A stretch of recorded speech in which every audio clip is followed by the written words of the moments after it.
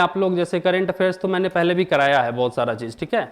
तो लगभग मुझे जहाँ तक याद है जनवरी, फरवरी और मार्च मैंने करा दिया था, ठीक है। लेकिन उससे मतलब नहीं है, ये जो आपका नया बैच चल रहा है ना, ये आपका शायद टारगेट बैच है, ठीक है। तो इसमें तो आपको पूरी तरीके से फिर से जो भी करंट अफेयर्स है वो कराया जाएगा। तो कितना करंट अफेयर्स पढ़ना है? 1 साल का ना। और जैसे कि अभी रिसेंट में एग्जाम्स हुए हैं, बीपीएससी के बहुत सारे एग्जाम्स हुए हैं, एग्रीकल्चर ऑफिसर्स के एग्जाम हुए हैं, टीआरई के 2 पेपर हुए हैं, और भी अदर एग्जाम्स हुए हैं। उनके क्वेश्चंस आप लोगों ने देखा है? नहीं, बताए थे आप लोगों को पहले भी कि क्वेश्चंस देखते रहिए। पता कैसे चलेगा कि जो आपको पढ़ा के गए हैं वो आ रहा है या नहीं आ रहा है। तो जनवरी से मार्च तक के जितने भी करंट अफेयर्स मैंने कराए थे, जो भी क्वेश्चंस आपके आए हैं वो अगर आप देखिएगा अच्छे से जाके, यूट्यूब पे आपके वीडियोस भी पड़े हुए हैं, प्लेलिस्ट प्रेरणा आईएएस के चैनल पे, तो वहाँ से आप एक बार मैच करिएगा तो सारे करंट अफेयर्स वहीं से आए हैं, कोई नया करंट अफेयर्स नहीं आया है। क्योंकि बेसिकली हम लोगों ने जो अपना सोर्स रखा था वो डेली न्यूज़पेपर रखा था, ठीक है। हम लोग कोई आर्टिकल्स या फिर कोई मैगजीन्स फॉलो नहीं कर रहे थे, ठीक है। इस बार किनको किनको एग्जाम देना है? सभी? अच्छा, टारगेट बैच में है तो सभी को देना है ना। तो सभी को अगर देना है तो एक बात कंफर्म रहिए कि रिजल्ट लेना है या नहीं लेना है वो आपके ऊपर डिपेंड करता है, ठीक है। और उसके ऊपर द माइंड में पूरी तरीके से क्रिस्टल क्लियर रहिए कि अगर रिजल्ट चाहिए तो करंट पे अगर आपका पकड़ नहीं होगा तो रिजल्ट नहीं होगा, किसी भी कीमत पे नहीं होगा, ठीक है। चाहे आप कितने भी स्टैटिक एरिया को बहुत अच्छा कर लीजिए, अगर करंट अफेयर्स आपका अगर बिगड़ जाता है उस दिन, 30 क्वेश्चन अगर आते हैं उसमें अगर आपने 22 से 25 सही नहीं किए तो फिर आप मान के चलिए कि आप रेस से बाहर हो चुके हैं, ठीक है। तो करंट पे जितना हो सके दम झोंक दीजिए, और करंट के लिए कोई सोर्स भी नहीं है जो आपको बता दे कि एक सोर्स है, आप पढ़ लीजिए, ठीक है। तो करंट के लिए आप लोग क्या फॉलो कर रहे हैं, आप अपने साइड से थोड़ा सा आपसे बात कर रहे हैं ताकि आपकी भी जानकारी मेरे पास आ सके, फिर हम लोग क्लास को कंटिन्यू करेंगे, ठीक है। तो करंट के लिए आप लोग अभी क्या फॉलो कर रहे हैं? कौन सा मैगजीन, नाम बताइए कुछ। परफेक्शन। और आप लोग कुछ फॉलो कर रही हैं? दृष्टि, ठीक है। बस यही 2 हो जाएगा। स्पीडी। देखिए बेसिकली ये इस तरह के क्यों मैगजीन्स के नाम आ रहे हैं, जैसे कि किन्हीं ने बोला परफेक्शन, किन्हीं ने बोला दृष्टि, और कुछ लोग बोल रहे हैं स्पीडी, ठीक है। तो सबका अपना अपना कुछ स्पेसिफिक एरिया है। जैसे 2 मैगजीन्स जो पहले आप लोगों ने बताया वो डिटेल्ड न्यूज़ को देता है, ठीक है, पूरे न्यूज़ को विस्तार में बताता है, और जो स्पीडी है उसमें वन लाइनर रहता है। तो 67 तक तो वन लाइनर आते थे करंट अफेयर्स, लेकिन अब वैसे आ रहे हैं क्या? अब टीचर्स वाले एग्जाम में जब आपसे वन लाइनर करंट अफेयर्स नहीं पूछ रहा है, आप तो फिर पीसीएस अधिकारी बनने जा रहे हैं, ठीक है। तो क्वेश्चंस का कम से कम लेंथ एंड ब्रेथ 5 या 6 लाइन का होता है, और स्पीडी में मैक्सिमम कितने लाइन के करंट अफेयर होते हैं? 1 लाइन के होते हैं।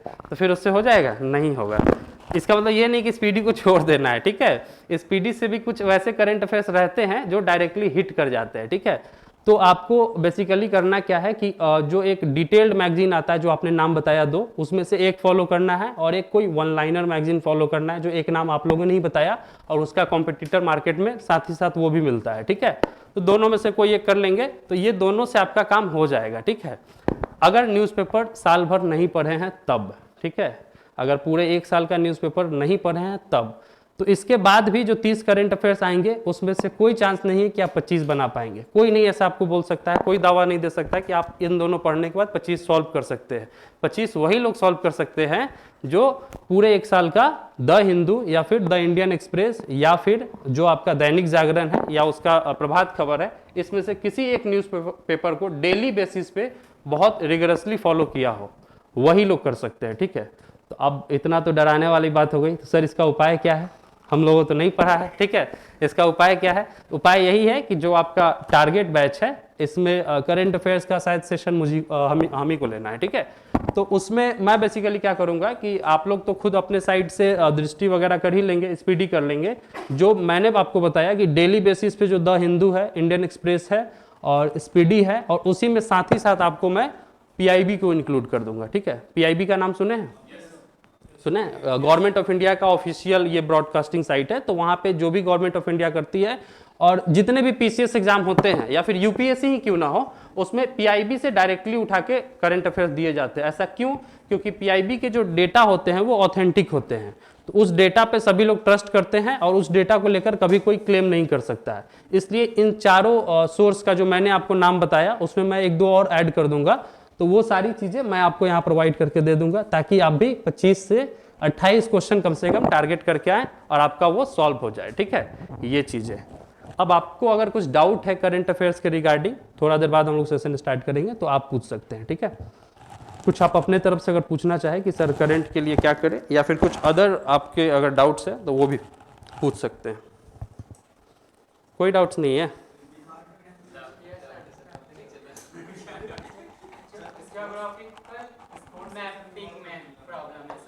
अच्छा, ज्योग्राफिकल मैपिंग में तो बिहार स्पेशल का तो सेशन चल रहा है ना, बिहार स्पेशल का चल रहा, खत्म हो गया पूरा मतलब?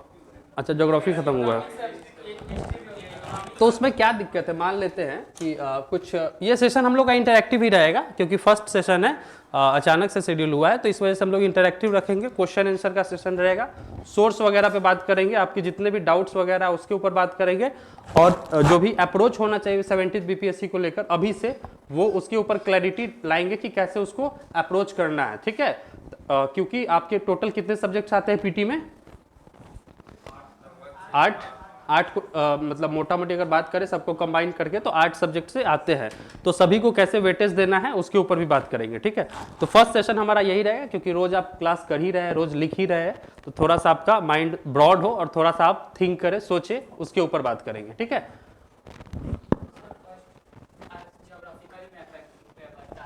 हाँ, वही बताने जा रहे हैं, वही अभी आप ही का क्वेश्चन उठा के, इसीलिए मैंने बोर्ड खोला, नहीं तो अभी और बात करनी थी, ठीक है। तो अगर ज्योग्राफिकल मैप के ऊपर जो भी आपका, ठीक है, तो ज्योग्राफिकल मैप के ऊपर अगर बात करते हैं बिहार की, तो उसमें आपको बेसिकली क्या डाउट्स आ रहे हैं पहले तो आप बताएंगे, और उसके बाद मैं बताऊंगा कि आपको क्या क्या जानना चाहिए। अगर आपने पढ़ लिया है बिहार ज्योग्राफी तो उसमें आपको क्या जानना चाहिए था, क्योंकि सभी का हो चुका है बिहार ज्योग्राफी, तो एक तरह से टेस्ट भी हो जाएगा, ठीक है। तो इसमें आपको क्या क्या जानना चाहिए, या फिर आपको क्या बताए गए हैं? रिवर सिस्टम आपने सभी जाना है, ठीक है, और डिस्ट्रिक्ट डिवीजन्स जितने भी जिला है, जितने भी ये सब भी आप लोगों ने जानना है, ठीक है। सॉइल्स के बारे में जानना है कि कौन कौन से सॉइल्स पाए जाते हैं, और कुछ क्लाइमेटोलॉजी, क्लाइमेटोलॉजी से हमेशा एक प्रश्न आता है, ठीक है, क्लाइमेट्स के ऊपर कि बिहार के इस जोन में कौन सा क्लाइमेटिक एरिया है, या फिर दूसरे जोन में, क्योंकि 4 क्लाइमेटिक जोन में बटा हुआ है ना, 4 में बटा हुआ है, तो उसमें हमेशा क्वेश्चन आता है, तो वो तो डायरेक्टली याद करने वाली चीज है। 4 है तो 4, और उसमें कभी कभी ये भी आपसे पूछ लेता है कि किस क्लाइमेटिक जोन में सबसे ज्यादा जिला स्थित है, ठीक है, किसमें है, इसमें मैप से बताइए। जैसे मान लो अगर नाम हम कर दे 1 2 3, कितना है इसमें? करीब करीब 11 12, ठीक है, तो सबसे ज्यादा यहाँ पे डिस्ट्रिक्ट है, ठीक है। तो इतना बातें आप लोगों ने बिहार ज्योग्राफी में सीखा, और कुछ सीखा है क्या इसके अलावा? रॉक मिनरल्स तो समझ गए, और कुछ इंपॉर्टेंट मिनरल्स पाए जाते हैं जिसके ऊपर क्वेश्चंस भी आए, क्योंकि मैक्सिमम जितने भी मिनरल रिजर्व्स है वो इस बेल्ट में लोकेटेड है, इसी बेल्ट में लोकेटेड है। उसका कारण भी आप लोगों ने पढ़ा होगा कि क्या कारण है, ठीक है। और वाटरफॉल्स वगैरह आप लोगों ने पढ़ा होगा, वाटरफॉल्स जितने भी है वो भी इसी एरिया में लाई करते हैं। उसका कारण क्या है? मैक्सिमम वाटरफॉल्स, अगर आपसे पीटी में ही सवाल बना दिया जाए कथन बेस्ड कि बिहार के सबसे अधिक जितने भी वाटरफॉल्स है वो साउथ बिहार में, वो भी बॉर्डर एरिया में क्यों सिचुएटेड है, उसके ऊपर 3-4 कथन दे दिए जाएंगे, तो क्या आप उसके उत्तर क्या देंगे आप? हाँ, छोटा नागपुर का पठार, और कैमूर, या फिर एक्सटेंशन जो विंध्यान का जो एक्सटेंशन है वो एक्सटेंशन की बातें बताएंगे। तो ये सारे ऑप्शन में आपको देता है, और आपके ऑप्शंस में मोर देन एबव का भी ये ऑप्शन रहता है, तो उसमें 2-3 ऑप्शन देगा, तो उसको देख के आपको टिक करना है कि सभी को इंक्लूड करना है, ठीक है। तो इतना चीज आपको बिहार ज्योग्राफी में आप पढ़ चुके हैं, तो इसी चीज का तो आपको मैपिंग करना है, ठीक है, इसी चीज का मैपिंग करना है। तो अब बताते हैं, तो आप इस तरह का 5 या 6 मैप खरीद लेंगे, ठीक है, बिहार का, या अगर खुद से बना लेते हैं तो वो भी ठीक है, क्योंकि खुद से बनाने आना चाहिए। क्यों? वो कहाँ काम आएगा? मेंस में, क्योंकि मेंस का हम लोग का क्लास चला था, हम आपको बताए थे कि पूछे या ना पूछे हर क्वेश्चन में आपको एक मैप दे देना है, ठीक है। अगर ज्योग्राफी का क्वेश्चन है, बिहार ज्योग्राफी से रिलेटेड है, तो आपको उसमें एक मैप बना देना है, क्योंकि 2 नंबर मिलता है मैप का, ठीक है। तो अगर आपको 15 नंबर मिलेगा तो हमको 17 नंबर मिलता है, ठीक है। तो 2 नंबर पर रैंक 1 और रैंक 10 का डिफरेंस आ जाता है, ठीक है। तो ये सब चीज ध्यान रखना, यही सब चीज हम लोग मेंस में बात किए थे। खैर ये तो पीटी का बैच है, तो ये बात कर रहे हैं जो आप बोले कि ज्योग्राफी को रिलेटेड, तो 5 से 7 आप मैप खरीद दीजिए। सबसे पहले आप अपना रिवर का बना लीजिए, ठीक है।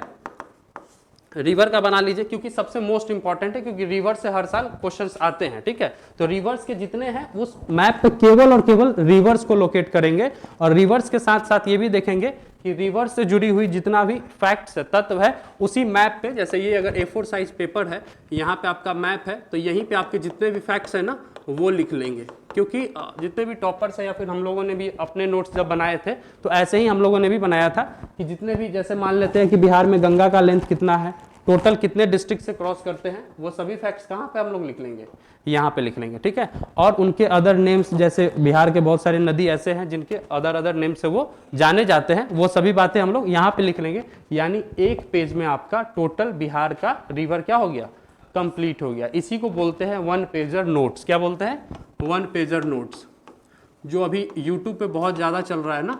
जितने भी टॉपर्स बन रहे हैं पीसीएस के या फिर यूपीएससी के या यूपी पीसीएस के, वो यही बोलते हैं बार बार कि आप लोग क्या करिए, आप लोगों ने पढ़ा बहुत सारा चीज़ है, आप लोगों ने महेश बर्नवाल की भी बुक पढ़ी है, आप लोग एनसीईआरटी भी पढ़ रहे हैं, आप लोग इतने सारे सोर्सेज पढ़ रहे हैं एक सब्जेक्ट को लेकर, लेकिन प्रॉब्लम कहाँ आ रही है, क्वेश्चन जब आता है तो आप लोग उन सभी चीज़ों को एक जगह एक्यूमुलेट नहीं कर पा रहे हैं। ये सभी का प्रॉब्लम है, ठीक है। सभी का प्रॉब्लम है कि सर मैंने इसके बारे में पढ़ा तो है लेकिन ध्यान में नहीं आ रहा है। तो ध्यान कैसे आएगा, क्योंकि एग्जाम के डे पर अगर मान लेते हैं 30 सितंबर को ही एग्जाम है या फिर नवंबर में किसी दिन, तो उस दिन उतने सारे सोर्स को रेफर करना तो पॉसिबल ही नहीं है।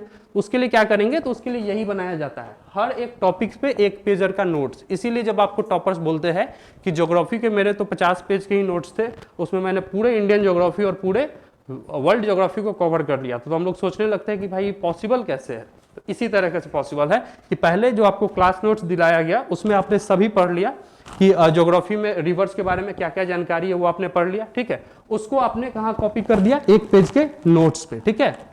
उस पेज में आपका एक मैप लगा होगा और उससे रिलेटेड जितने भी फैक्ट्स होंगे उसको आपने क्या कर लिया, वहां पे लिख लिया, ठीक है। तो ये सारी चीजें आप लोग रिवर्स को लेकर करेंगे।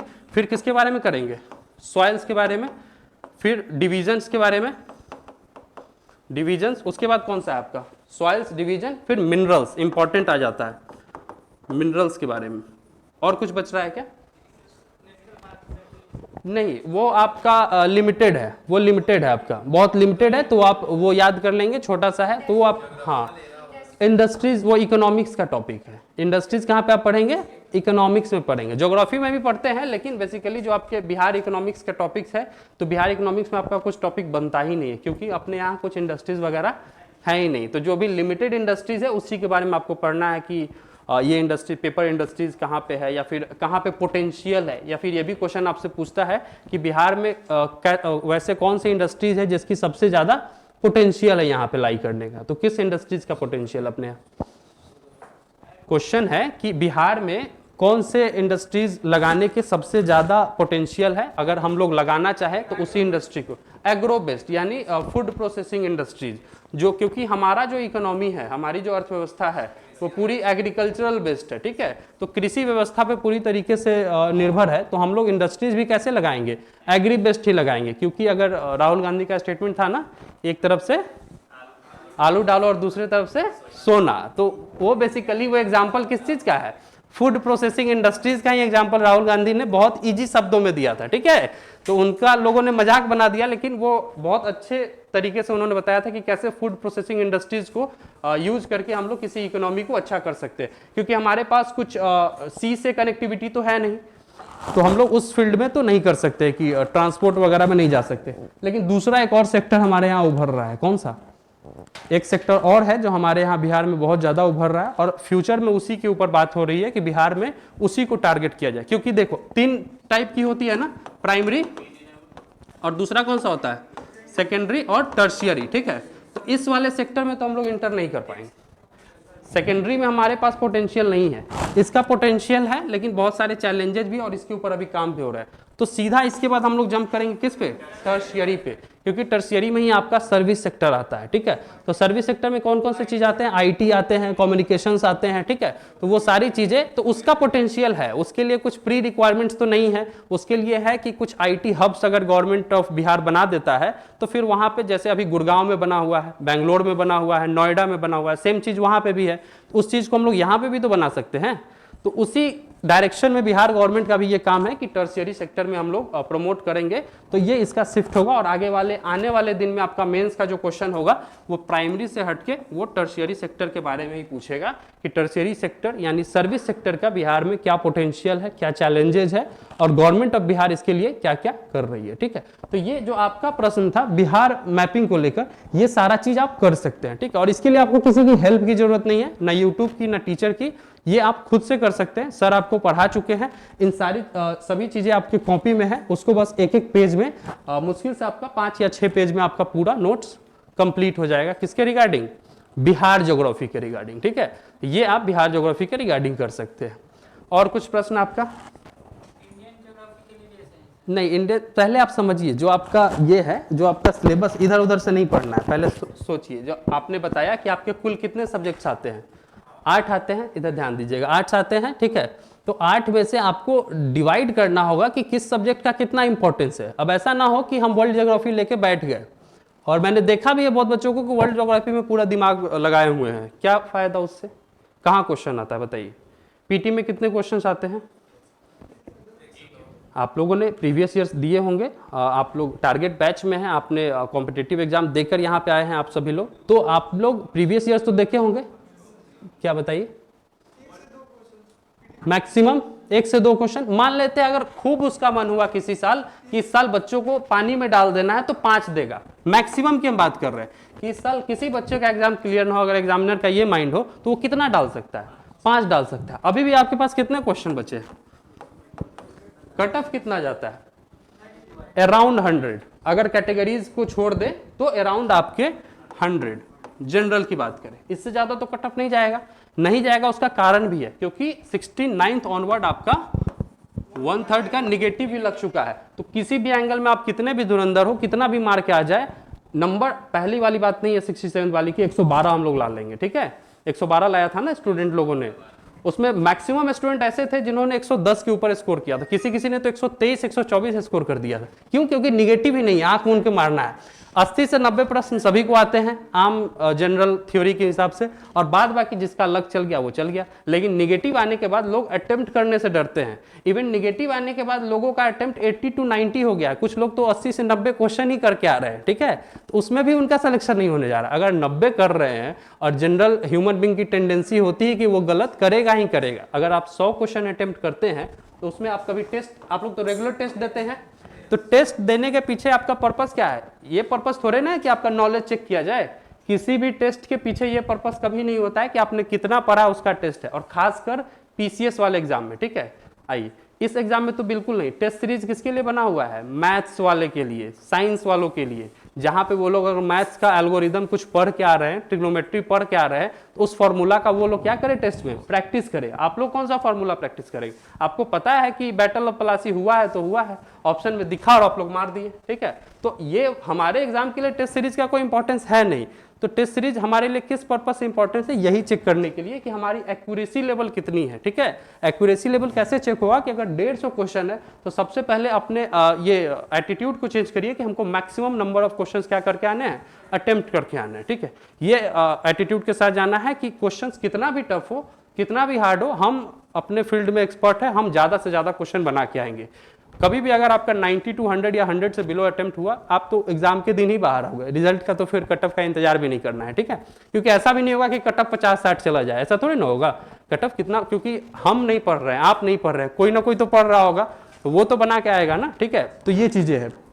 और इस बार नंबर ऑफ सीट्स ज्यादा भी आ रही है तो कट ऑफ और नीचे भी जा सकता है। ठीक है, तो उसके रिगार्डिंग आपको नंबर ऑफ अटेम्प्ट्स ज्यादा रखने होंगे। और उसके बाद एक चीज और क्या करना पड़ेगा, जो आप टेस्ट सीरीज दे रहे हैं उसमें आप देखिए कि आप कितने अटेम्प्ट्स करते हैं, और उस अटेम्प्ट्स में आपके नंबर ऑफ करेक्ट और नंबर ऑफ इनकरेक्ट इसके नोट्स बनाने पड़ते हैं। ठीक है, ये सब काम थोड़ा टफ है, लेकिन हम आपको बता रहे हैं, मेरा काम है बताना। 100 बच्चे अगर एग्जाम दे रहे हैं तो 99 बच्चे ये काम नहीं कर रहे हैं, कोई एक कर रहा है और वही टॉपर होता है। ठीक है, जो एक कर रहा है वही रिजल्ट ले जा रहा है, और हर साल ले जा रहा है। किसी किसी का सुनते हैं ना कि भाई ये जब एग्जाम देता है इसका एग्जाम हो जाता है। क्यों? क्योंकि यही सब काम वो कर रहा है जो आम जनता नहीं कर रही है, ठीक है।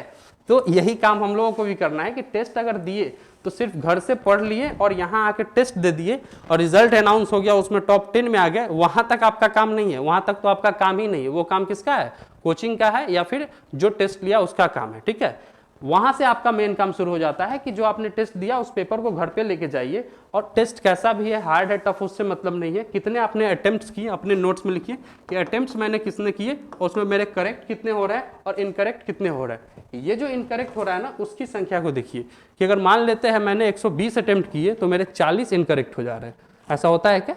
होता है ना, 40 अटेम्प्ट इनकरेक्ट हो जाते हैं। कभी कभी 100 अटेम्प्ट करिएगा तो जनरल थियरी की 30 तो मिनिमम गलत होता ही है, ठीक है। 30 तो बच्चों का गलत होता है। तो इस 30 को कैसे कम किया जाए उसके ऊपर दिमाग लगाना है कि अब हम जब भी नेक्स्ट टेस्ट देंगे उसमें हम अपने इनकरेक्ट अटेम्प्ट्स को कितना कम कर दे, ठीक है।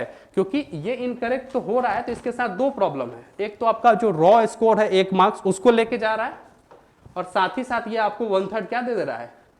निगेटिव भी दे रहा है। मतलब जो आपने अटेम्प्ट किया उसके बोनस में आपको कुछ नकारात्मक अंक भी दे रहा है। तो इसके साथ इतना बड़ा प्रॉब्लम है। तो ये आपके जो अगर आप 90 मान लीजिए आपको 100 स्कोर आ रहा है और जैसे ही आप अटेम्प्ट 140 किया है आपने, उसमें 40 आप निगेटिव करेंगे तो आपका स्कोर बहुत नीचे चला जाएगा, ठीक है। तो उस चीज को कम करना है कि कैसे अपने इनकरेक्ट, तो टेस्ट का आपका बेसिकली यही पर्पस होता है कि टेस्ट में आप अपने कैसे अटेम्प्ट को सही करें, करेक्ट और इनकरेक्ट को कैसे सही करें, ठीक है। इसके ऊपर टेस्ट जब भी आप नेक्स्ट टाइम देंगे तो आप इस काम को करेंगे, ठीक है। ये काम करिएगा तभी आपको फायदा होगा, नहीं तो फिर बैच वही रह जाएगा, हम और आप वही रह जाएंगे। तो मेरा पर्पस यही है कि जितने भी लोग इस बैच में है उनका पीटी कम से कम हो, क्योंकि मेंस के लिए तो डरना ही नहीं है। मेंस के लिए सामने हम ही खड़ा है, तो मेंस के लिए तो आपको बिल्कुल नहीं परेशान होना है। मेंस की सारी चीजें मैं ही आपको करा दूंगा, ठीक है। तो पीटी सबसे पहले आप पूरी दम लगा के निकालिए और जो जो स्ट्रैटेजी बता रहे हैं उसके ऊपर काम करिए, ठीक है। नेक्स्ट एक बात करते हैं कुछ सब्जेक्ट्स के ऊपर, जैसे कि कौन कौन से सब्जेक्ट्स है पहले वो बताइए। ये सब घिसी पिटी बातें हैं, लेकिन होता क्या है कि माइंड में जो आपका ये आएगा ना, तो ये माइंड मैप हुआ, ठीक है, माइंड वर्क हुआ, आपके ऊपर प्रेशर बनेगा। अब जैसे मैं जैसे सब्जेक्ट का नाम लिखूंगा किसी के अंदर ये प्रेशर बनेगा, यार ये वाला सब्जेक्ट तो मेरा अभी तक छूटा हुआ है, ठीक है। तो कितने सब्जेक्ट है पहले वो बता दीजिए। सबसे इंपॉर्टेंट आपके पूरे प्रीलिम्स में कौन सा है? हिस्ट्री। कितने क्वेश्चन आते हैं इससे? 25 से 30 एवरेज, 30 ले लें एवरेज, ठीक है। और इससे मोस्ट इंपॉर्टेंट इसके बाद साइंस। कुछ इसमें बताना, ये नॉर्मल बात नहीं है, एक मिनट ध्यान दीजिएगा। ये इसके 30 क्वेश्चन ही आते हैं, ठीक है। उसके बाद करंट अफेयर्स, मतलब पूरे पेपर का जान यही है, नहीं इससे 30 तो मिनिमम आते ही हैं, ठीक है। या और ये 30 बढ़ भी सकता है, ऐसा नहीं है, कैसे बढ़ेगा वो भी आपको बता रहे हैं, ठीक है। 30 तो यहाँ से क्वेश्चन आने ही आने हैं। और इसके अलावा बिहार स्पेशल, ठीक है, बिहार स्पेशल को भी साइड में रखते हैं। और कुछ बताइए। 69 का पेपर किसने किसने दिया है? नहीं, सच में बताना है, अगर आप देख के भी नहीं हाथ उठा रहे तो गलत बात है। 69 के पेपर और 70 पहली बार किसका अटेम्प्ट है? अच्छा, मैक्सिमम लोगों का 70 फर्स्ट अटेम्प्ट है, तब तो आपके लिए अच्छा चीज है। तब तो आप ये जो अभी तक आप सुनते आ रहे हैं कि बिहार स्पेशल आपका कोड है, हटा दीजिए, ठीक है। बिहार स्पेशल को थोड़ा नीचे रखेंगे, कहां पे रखेंगे? 5 में रखेंगे, ठीक है। यहाँ पे करंट, ये 3 सब्जेक्ट पे अगर आपका पकड़ हो चुका है, और इसमें कुछ नया बात नहीं है, बिहार के जितने बच्चे हैं उन सभी का इस पे पकड़ है। हिस्ट्री के अगर 30 क्वेश्चन आ रहे हैं तो आप भी 28 बना लेंगे, हम भी बना लेंगे, और सामने वाला भी 28 बना लेगा। तो उससे तो कंपटीशन डिसाइड ही नहीं हुआ। कंपटीशन में तो ये है कि एक क्वेश्चन कौन ज्यादा बना के आता है। तो हिस्ट्री का तो धुरंधर वो भी बैठा हुआ है, आप भी बैठे हुए हैं। करंट वो भी वही पढ़ा है जो हमने पढ़ाया है, आप भी वही पढ़े हैं, ठीक है। करंट भी बना लेगा, और साइंस तो शुरू से पढ़ते आ रहे बचपन से। तो अब एज लेना है आपको, एज कहाँ पे लेंगे? तो ये तीनों बनाने के बाद यानी 90 क्वेश्चंस है, तो इसमें से आपको कुल मिला के आप बना पाएंगे 65 से 70 क्वेश्चन, जो रियलिटी हम आपको बता रहे हैं, ठीक है। 65 से 70 बना लेंगे, लेकिन आपको चाहिए कितना? 100 चाहिए। वो 100 का जंप कौन दिलाएगा आपको? यानी अभी भी आपको 40 क्वेश्चन की जरूरत है, तभी आप नदी पार कर पाएंगे। तो वो कहाँ से होगा? कुछ चलिए हाथ पैर मार के बिहार स्पेशल में बना लेंगे, पूरा बना लेंगे, लेकिन बिहार स्पेशल पहले 30 क्वेश्चन आ जाते थे। 69 में क्या हुआ? 69 में धोखा मिला ना आप लोगों को, मिला सभी लोगों को। क्या क्वेश्चन है? आए ही नहीं। और बिहार करंट से भी एक क्वेश्चन आया, वो भी डिलीट कर दिया गया बाद में, आयोग ने तो उसको भी डिलीट कर दिया।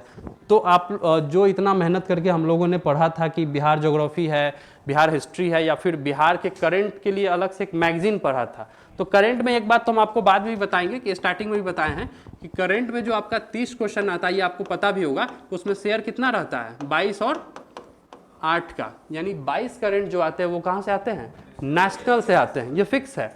अगर नेशनल से उसको पूछने का मन नहीं हुआ तो वो 30 का 30 करंट अफेयर कहाँ से दे देगा, सिर्फ और सिर्फ नेशनल से दे देगा, ठीक है। अगर मन हुआ बिहार से पूछने का तो ज्यादा से ज्यादा पूछेगा, तो कितना क्वेश्चन पूछेगा, 8 क्वेश्चन पूछेगा। तो उसी के अकॉर्डिंग अपने प्रिपरेशन को करना है कि नेशनल पे ज्यादा ध्यान देना है, नेशनल और इंटरनेशनल, वहां से 22 प्रश्न आते हैं और 8 क्वेश्चन ही ऐसे आएंगे जो आपको कहां से होंगे, बिहार करंट से होंगे, ठीक, करंट से केवल, बिहार स्पेशल नहीं, करंट से केवल, ठीक है। तो बिहार करंट से वो भी छोटा सा कोई भी एक मैगजीन फॉलो कर लेंगे तो उससे आपका बन जाएगा कि बिहार गवर्नमेंट की क्या स्कीम्स चल रही है, क्योंकि बिहार सरकार कुछ खास अभी नया कर नहीं रही है, कुछ लिमिटेड चीजें हैं, वही क्वेश्चंस, और उसका भी काम आप कहां से कर सकते हैं, इसलिए मैं आपको बता रही है, जो 8 क्वेश्चन की बात जो कर रहे हैं ना, वो आप कहां से कर सकते हैं, बजट, ठीक है। नहीं, जनसंख्या ये सब आपका बिहार स्पेशल में आ गया। बिहार स्पेशल दो चीज है, एक स्टैटिक एरिया और एक करंट एरिया, ठीक है। तो अगर बिहार स्पेशल में अगर 30 क्वेश्चन हमेशा आते थे, क्या योजनाएं, हाँ योजनाएं, तो वही हम बता रहे हैं कि 8 वैसे क्वेश्चन आएंगे जो करंट की चीजें हैं, यानी एक साल जो करंट अफेयर्स में रहे हैं, तो वो आप अगर ज्यादा मेहनत नहीं करना चाहते हैं तो जो भी रिसेंट में एक साल में बीपीएससी के द्वारा जितने भी एग्जाम हुए हैं उसके क्वेश्चन उठा लीजिए, सब में से छाटिए कि बिहार के क्वेश्चन क्या क्या आए हैं। आप देखेंगे कि हम आपको पढ़ाए भी थे जनवरी में, किसी को याद है, मिशन दक्ष, याद है, दक्ष मिशन, आपको बोले थे कि एक ही स्कीम ही चल रहा है और बिहार के पास क्वेश्चन है नहीं, तो यही सभी एग्जाम में आएगा, और सभी एग्जाम में बैक टू बैक आ रहे हैं, मिशन दक्ष क्या है क्या है क्या है, तो एक क्वेश्चन तो आपका वहां से हो गया। ये हम आपको बता रहे हैं कि एक ही क्वेश्चन होता है जो सभी एग्जाम में क्या होता है, रिपीट होता है। कुछ नया क्वेश्चन रहेगा तब तो आयोग भी सेट करेगा ना। उसके अलावा अभी बिहार सरकार का कुछ नया, कुछ आपको लग रहा है कि बिहार सरकार ने ये कुछ नया कर दिया है, तो इससे क्वेश्चन बन सकता है पिछले एक साल में, कुछ आपको न्यूज याद है, वैसे न्यूज पे फोकस करेंगे जो राष्ट्रीय स्तर का मुद्दा बना हो, या फिर बहुत चर्चाएं हो रही हो बिहार में, या फिर अगर पता करना हो कि ये एग्जाम में आएगा या नहीं आएगा, तो सिंपल देख के देखिए कि उसका चर्चा आपके घर में हो रहा है या नहीं हो रहा है। तो वैसे स्कीम, जैसे कि अभी लैंड सर्वे की बात हो रही है, ठीक है, तो लैंड सर्वे जब भी हो जाएगा, जब भी उसका रिपोर्ट आएगा तो उससे क्वेश्चन आएगा। खैर तो ये बाद की चीज है, तब तक तो हमारा एग्जाम हो जाएगा और हम लोग अधिकारी बन चुके होंगे, ठीक है। तो उससे पहले अभी कुछ हुआ है क्या बहुत बड़ा, 2 अक्टूबर 2023 को आपका कास्ट सर्वे का पूरा डेटा रिलीज किया गया, ठीक है। हम आपको उस समय भी बोले थे ना, आप अगर किसी को याद होगा कि कास्ट सर्वे का डेटा प्लीज याद कर लीजिए, कहीं ना कहीं आपको देखने को मिलेगा, ठीक है। और पूछा है, बहुत सारे एग्जाम में पूछा है कि कास्ट सर्वे के according OBC, SC, STs, tribes के ऊपर, जनजाति, सभी डेटा आपको पूछा है कि कहाँ कितने परसेंटेज है, कितनी जनसंख्या है, किस कास्ट की कितनी परसेंटेज बन रही है, किसकी है सबसे ज्यादा, नहीं कास्ट में, जाति में सबसे ज्यादा किसका, 14.69% करीब करीब यादव की बन रही है ना। तो वो एक क्वेश्चन पूछा हुआ है, तो वो कास्ट सर्वे जो कराया गया था, बिहार सरकार उसको 2 अक्टूबर को रिलीज की और उससे क्वेश्चंस पूछे गए, तो वो ऐसे डेटा आपके एग्जाम में देखने को मिलेंगे, ठीक है। तो वो एक इंपॉर्टेंट चीज है और आपके पेपर में तो बिल्कुल आएगा, स्टेटमेंट बेस्ड ही आपसे पूछ देगा थोड़ा सा टफ करने के लिए कि कास्ट सर्वे को लेकर आप 2 कथनों पर विचार करिए कि बिहार सरकार ने पहली बार पूरे देश में कास्ट सर्वे को कराया है, पहली स्टेटमेंट ये सही है या गलत, सही है। आज़ादी के बाद अगर यही लिख दे आज़ादी के पहले तो गलत हो जाएगा, ठीक है। उसके पहले भी हुए हैं, साउथ के जो स्टेट है वहां पे हुए हैं, ठीक है। तो पहला ये हो जाएगा और दूसरा कथन ये देगा कि कास्ट सर्वे के अनुसार, या जो भी कास्ट सर्वे का जो डेटा 2 अक्टूबर को रिलीज किया गया है उसमें सबसे अधिक जनसंख्या परसेंटेज के अनुसार देखा जाए तो वो पिछले वर्गों का है। तो दोनों स्टेटमेंट सही है, ठीक है, क्योंकि दोनों स्टेटमेंट इसलिए सही है क्योंकि आप इससे भी रिकॉल कर सकते हैं कि ओबीसी, एससी, एसटी सब मिला के कितना बना रहे हैं ना, तो 60% से एबव बना रहे हैं। इसी कारण से रिजर्वेशन को बढ़ाया गया था, इसी के कारण से ना वोट बैंक पॉलिटिक्स, कि अगर इनके रिजर्वेशन को बढ़ाएंगे तो जो 60%, 100 में से जो 60 लोग हैं वो सीधा किसको वोट करेंगे, हमारी पार्टी को करेंगे। तो ये सब लिंक है, तो ये सब समझ भी सकते हैं और वहां पे हम लोग एलिमिनेशन मेथड जो कहते हैं उसको भी लगा के ये कर सकते हैं। तो ये सारी चीजें आपको इसी तरह से एग्जाम में, क्योंकि एक चीज तो आपको पहले दिन से बता रहे हैं कि आपके एग्जाम में जो आपको क्वेश्चन आएंगे ना, वन लाइनर तो नहीं आने जा रहे हैं, आप इतना मान के चलिए, ठीक है। एक एक लाइन में जो पहले क्वेश्चन आ जाते थे ना, वीर कुंवर सिंह कहाँ से लड़े थे, ठीक है, 1857 की क्रांति कहाँ पे हुई थी, तो ये सब अब नहीं आने जा रहा है। इसलिए हम आपको इतना टाइट कर रहे हैं कि ये सब आना ही नहीं है, तो क्यों हम लोग पढ़ रहे हैं? क्योंकि जब छोटा सा एग्जाम टीचर का है, मतलब हम अपने सन से बोल रहे हैं कि उतने छोटा सा एग्जाम में जब इतने टफ क्वेश्चंस पूछे जा रहे हैं, तो आप तो अधिकारी हैं, आपसे तो और ज्यादा क्वेश्चंस टफ पूछेगा ना। उसमें जब हम आपको पढ़ाए थे कार टी सेल थेरेपी, याद है? कार टी सेल थेरेपी हम लोग उम्मीद किए थे कि हमारे एग्जाम में क्वेश्चंस आएंगे। कैंसर्स के ट्रीटमेंट के लिए एक नया थेरेपी बनाया गया था, उसका क्या नाम था? CAR T cell therapy. उसमें लोग पूरा जीन्स वगैरह सब पढ़े थे। वो पूछा कहाँ पे था? टीचर्स एग्जाम में पूछा था, और सभी ने छोड़ के आया था, ठीक है। तो इतने लेवल के जब क्वेश्चंस आ रहे हैं तो हमारे एग्जाम में अच्छे लेवल्स के क्वेश्चन आएंगे, ठीक है। तो हम लोग को ये मान के चलना है कि स्टेटमेंट बेस्ड ही क्वेश्चन आएंगे, तो कथन वाले सवाल पे ज्यादा ध्यान दीजिए, ठीक है, कि कथन वाले सवाल कैसे बनाएं, ठीक है। और कथन वाले सवाल में कोशिश करिए कि कैसे एक स्टेटमेंट को एलिमिनेट करें, क्योंकि अभी नया है बीपीएससी इस फील्ड में, तो आपको ऐसे क्वेश्चंस देगा जो यहाँ पे एलिमिनेशन बहुत अच्छे से काम कर सके, ठीक है। वो आपसे कोशिश यही करता है कि किसी एक कथन को आप अगर पकड़ पा रहे हैं 4 कथन में से, उसको अगर आप गलत ठहरा दे रहे हैं तो आपका क्वेश्चन इजिली क्या हो जाएगा? बन जाएगा। तो उसके ऊपर आप प्रैक्टिस करिए, जो भी टेस्ट सीरीज आप बना रहे हैं, जहां भी बना रहे हैं, तो उसमें कोशिश करिए कि स्टेटमेंट बेस्ड क्वेश्चन आपके सही हो। और स्टेटमेंट बेस्ड क्वेश्चंस में होता क्या है कि आपकी बहुत सारी नॉलेज चेक हो जाती है, ठीक है। जैसे कि अभी बात करते हैं रिसेंट में, जून की अगर बात करें तो आपको आईआर के क्लास में ये टॉपिक हालांकि मैंने पढ़ाया भी था बहुत पहले, जनवरी में, और वो जून में न्यूज़ में आया, इंटरनेशनल नॉर्थ साउथ कॉरिडोर। नाम सुने हैं? ये हम लोगों ने आईआर में भी पढ़ा था, बोला था कि हमेशा न्यूज़ में रहता है, और जून में ये न्यूज़ में भी रहा है कि इंटरनेशनल नॉर्थ साउथ कॉरिडोर किस वजह से न्यूज़ में रहा है?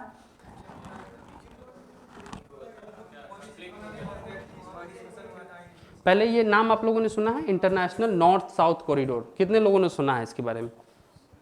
आप लोग नहीं सुने हैं? बेसिकली एक कॉरिडोर की बात हुई थी, ठीक है। जैसे ये यूरोप है ना,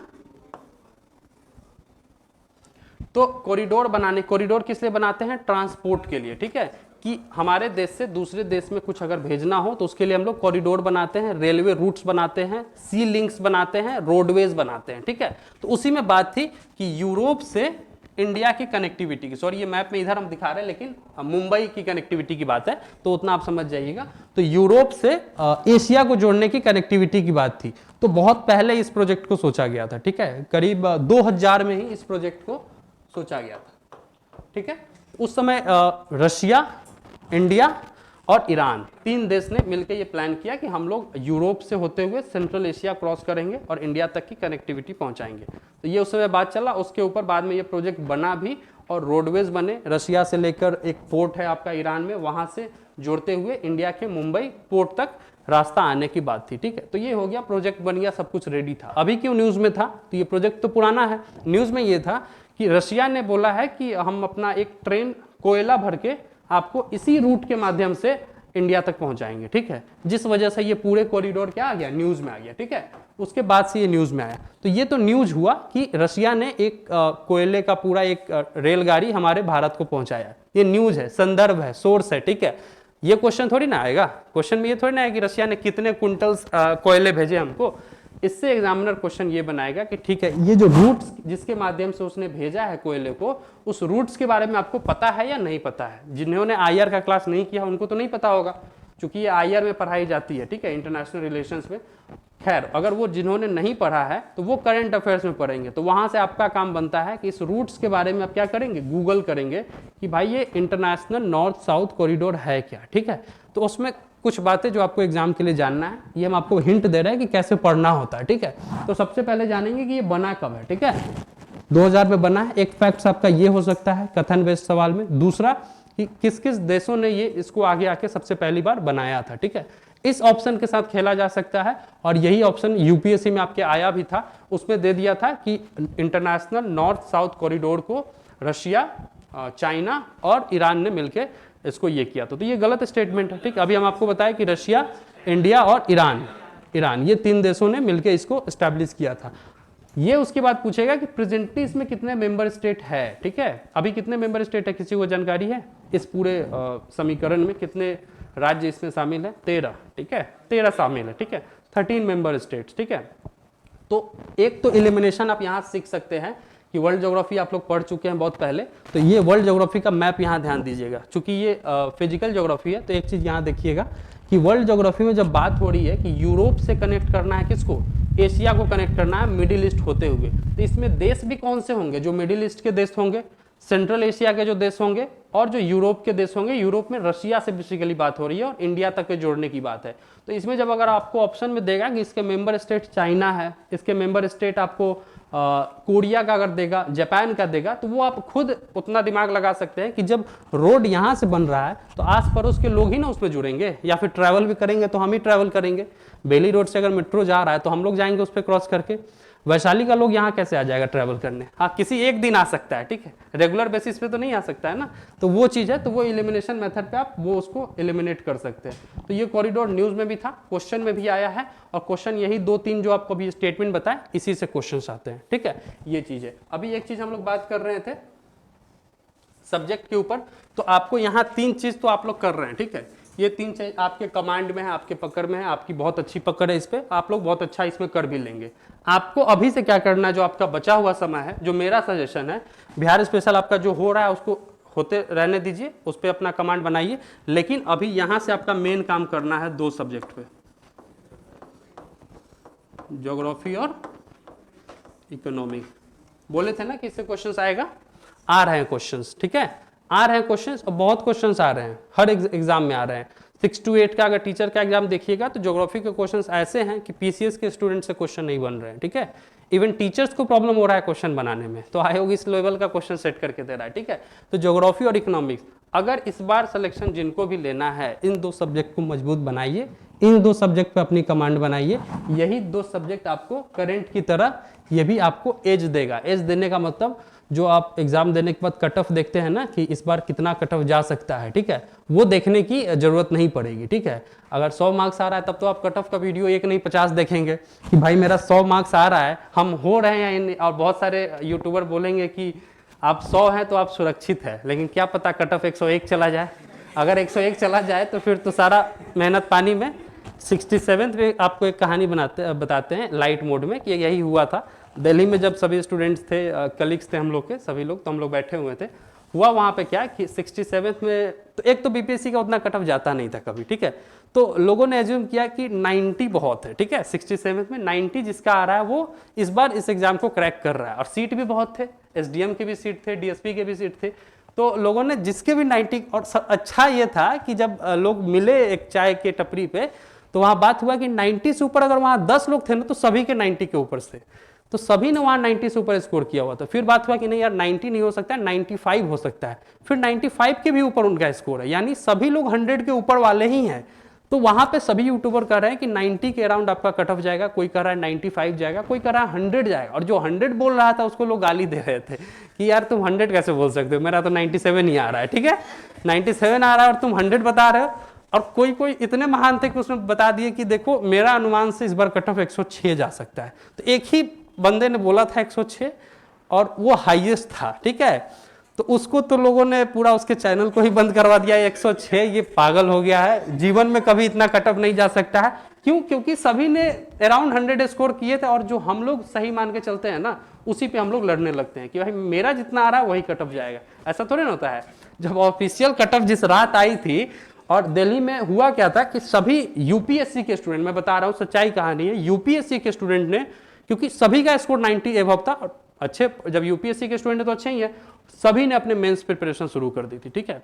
2 महीना सभी ने अपने मेंस में पूरा दम झोंका था, और जिस दिन रिजल्ट आए कट ऑफ 111, ठीक है, तो मैक्सिमम लोग बाहर, ठीक है। तो 2 महीना का एनर्जी भी गया, वेस्ट गया, पूरा प्रिपरेशन गया, यूपीएससी भी उस साल का अटेम्प्ट गया, सब कुछ खत्म।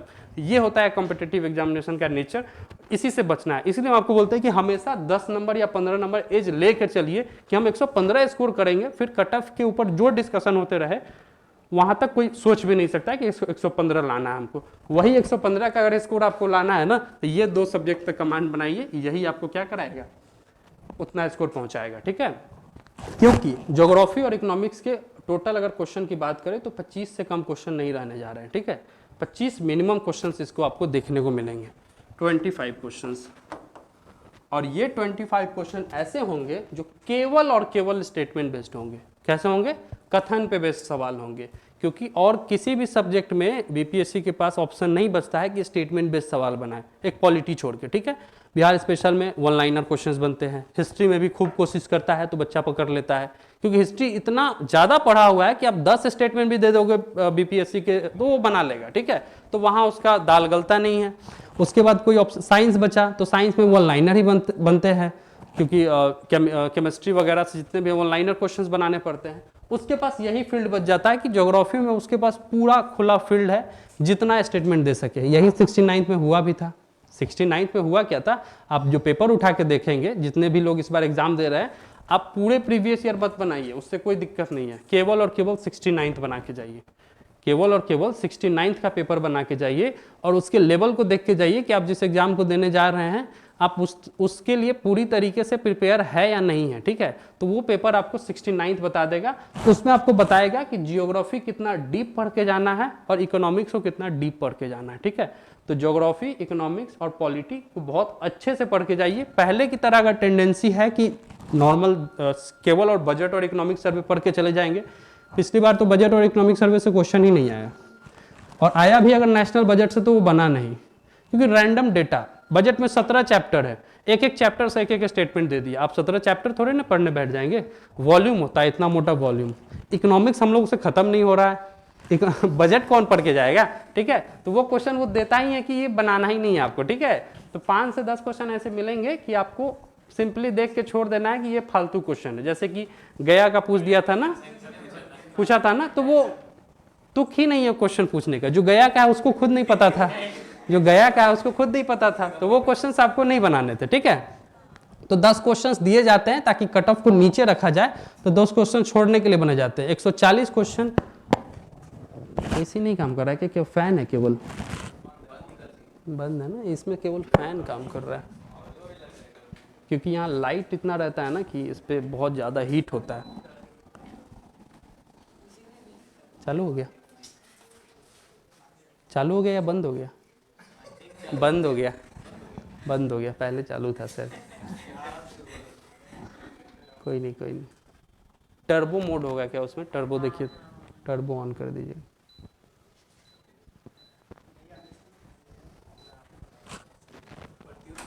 तो क्या निष्कर्ष निकला कि इस बार जो एग्जाम दे रहे हैं उसमें कौन 2 सब्जेक्ट आपको करके जाने हैं? ज्योग्राफी और इकोनॉमिक्स। खूब अच्छे से आप लोग कर लिए होंगे, ये मेरा विश्वास है, ऐसा मानना है कि ज्योग्राफी और इकोनॉमिक्स आपका बहुत स्ट्रांग होगा, ठीक है। नहीं है तो यहाँ भी आपको कुछ दिनों में कराए जाएंगे। अभी सर जो ले रहे थे वो तो करा ही रहे, नहीं तो उसके जगह पे आप अपना, हम आपको पहले भी बताए थे कि जो इंग्लिश मीडियम है उनके लिए तो हम बता दिए थे, हिंदी मीडियम के लिए हम नहीं बता पाए थे। तो कम से कम आप जो आपका NCERT है उसको तो फॉलो कर ही सकते हैं। NCERT हम समझ रहे हैं डिफिकल्ट है, टफ है समझने में, लेकिन क्या करेंगे, मजबूरी है। बनना तो आप ही को SDM है, SDM आप ही को तो बनना है। 200 सीट इस बार SDM के होने जा रहे हैं, और जिस साल SDM का सीट ज़्यादा होता है उस साल कंपटीशन भी ज़्यादा होता है। फॉर एग्जांपल 67 BPSC, तो जिस साल SDM का सीट 100-150 रहेगा, साथ ही साथ 2 माइंड काम करने लगते हैं, एक पढ़ने वाले और एक जो दूसरे गेट से घुसने के लिए तैयारी करते हैं, ठीक है। तो दोनों चीज़ चलता है ना, तो वो भी अपने तैयारी में रहते हैं कि हमको भी SDM बनना है। तो उसके कारण आपका जो पढ़ने वाले बच्चे होते हैं उनके कट ऑफ पे असर हो जाता है, ठीक है।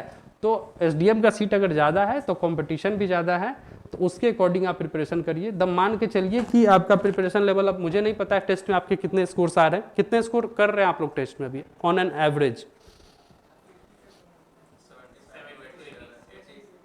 यहाँ के टेस्ट में नहीं, तो आपको हर जगह नहीं, तो आपको बढ़ाने की ज़रूरत है, और थोड़ा नहीं बहुत ज़्यादा जंप की ज़रूरत है, ठीक है।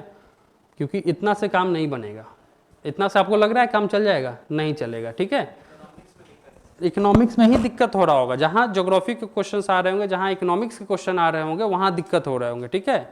तो इन 2 सब्जेक्ट के लिए आप ज़्यादा से ज़्यादा NCERT ही कर सकते हैं, और क्वेश्चन जो आए थे ना वो NCERT के ही आए थे, बाहर से नहीं आए थे, क्योंकि आयोग NCERT से बाहर कभी नहीं पूछता है। और अच्छाई इस एग्ज़ाम की यही है कि हम लोग इतने महान हैं कि हम लोग NCERT कभी नहीं पढ़ते हैं, कभी नहीं पढ़ते हैं।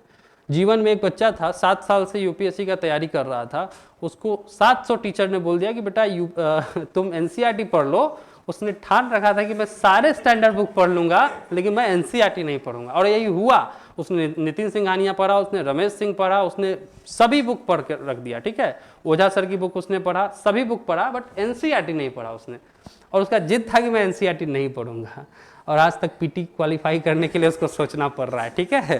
तो ये सच्चाई है, हम लोगों ने देखा है करीब से कि question as it is NCERT से आते हैं, बाहर से नहीं आते। जो आपका एनसीईआरटी का ज्योग्राफी का जो चैप्टर है, कभी आप देखिएगा, बहुत अच्छे से आपको फैक्ट्स दिए हुए हैं। मेरिडियन लाइन कहाँ से क्रॉस कर रहे हैं, इंडिया में ट्रॉपिक ऑफ कैंसर के ऊपर क्या जानकारी है, उसमें माइंड मैप्स दिए रहते हैं, उसके ऊपर आपको काम करना होगा। जो आपको एक बार और बताए थे ट्रॉपिक ऑफ कैंसर के ऊपर कि क्वेश्चन का डायमेंशन देख रहे हैं ना किस हिसाब से चेंज हो रहा है। पहले पूछता था कितने राज्य से क्रॉस कर रहा है, तो लोग याद कर लेते थे ट्रिक से, लाल गमछा करके कुछ ट्रिक्स है, ठीक है, कि इन इन राज्यों से ये क्रॉस कर रहा है। अब वैसा नहीं पूछता है, अब पूछता है कि किस जिला से क्रॉस कर रहा है, ठीक है। या फिर ट्रॉपिक ऑफ कैंसर जो है ये भारत के मैप पे, ठीक है, तो इसमें सबसे नियरेस्ट जिला कौन सा है, ये सवाल बन रहा है। सवाल का डायमेंशन देखिए कैसे चेंज हो रहा है। ये पूछ रहा है कि अगर आप 12 बज रहे हैं, आप ट्रॉपिक ऑफ कैंसर के ऊपर खड़े हैं, तो आपका परछाई किधर बनेगा, ये सवाल बन रहे हैं, ठीक है। तो क्वेश्चन का डायमेंशन बढ़ते जा रहा है। ये सब आपको कहाँ देखने को मिला, एनसीईआरटी में है, ये सभी चीजें एनसीईआरटी में, ठीक है। तो अभी तो हम ये बात करेंगे, साथ ही साथ आपको सोर्स का बताते हैं। तो जियोग्राफी और इकोनॉमिक्स करना है, और आपके बिहार स्पेशल को भी और नीचे करिए, ठीक है। इसके बाद किस पे ध्यान देना है, पॉलिटी पे, क्योंकि ये जो 10 क्वेश्चन होते हैं ना, वो एग्जामिनर देता ही है कि पॉलिटी बन जाए सभी से। क्योंकि अगर 150 के क्वेश्चंस में आपको 10 भी अच्छे से ना बने, तो फिर आप तो तैयारी भी तो छोड़ देंगे ना। तो उनका ये कोशिश रहता है कि पॉलिटी में ऐसे क्वेश्चन दे दिए जाए कि बच्चा का कॉन्फिडेंस थोड़ा सा बूस्ट हो, ठीक है। तो पॉलिटी को थोड़ा इजी किया जाता है, 2-3 प्रश्न केवल इसमें हार्ड रहते हैं, तो 7 से 8 क्वेश्चन उसमें आप बना सकते हैं, ठीक है। तो इन 3 के बाद आप जियोग्राफी और इकोनॉमिक्स पे ध्यान देंगे, और उसके बाद आपको पॉलिटी देखना है, फिर बिहार स्पेशल, या फिर बिहार स्पेशल को लास्ट में भी कर सकते हैं। इससे पहले आप बिहार स्पेशल को और नीचे ले जाइए, इससे पहले आप मैथ्स पे ध्यान दीजिए। मैथ्स और रीजनिंग 10 क्वेश्चन, लिमिटेड टॉपिक्स है, permutation combination, time and work, clock, और कोई टॉपिक है रेल, ठीक है, percentage, profit and loss, the best है टॉपिक। उसके बाद ये आपका एक टॉपिक ये है प्रोबेबिलिटी, और कोई टॉपिक्स नंबर सीरीज में ये आप बोल रहे हैं सीक्वेंस एंड सीरीज, उससे भी most important coding and decoding. कुल मिला के अगर टॉपिक लिखेंगे, ये टॉपिक हमको कैसे पता है, तो प्रीवियस ईयर में दिया हुआ है, ठीक है। प्रीवियस ईयर का अगर 15 साल का क्वेश्चन उठा के देखेंगे, तो सिर्फ टॉपिक का नाम लिखना है, क्वेश्चन नहीं देखना है। क्वेश्चन ये देखना है कि ये कोडिंग डिकोडिंग का क्वेश्चन है, तो बस लिख लेना है कॉपी में कि ये कोडिंग डिकोडिंग का टॉपिक है।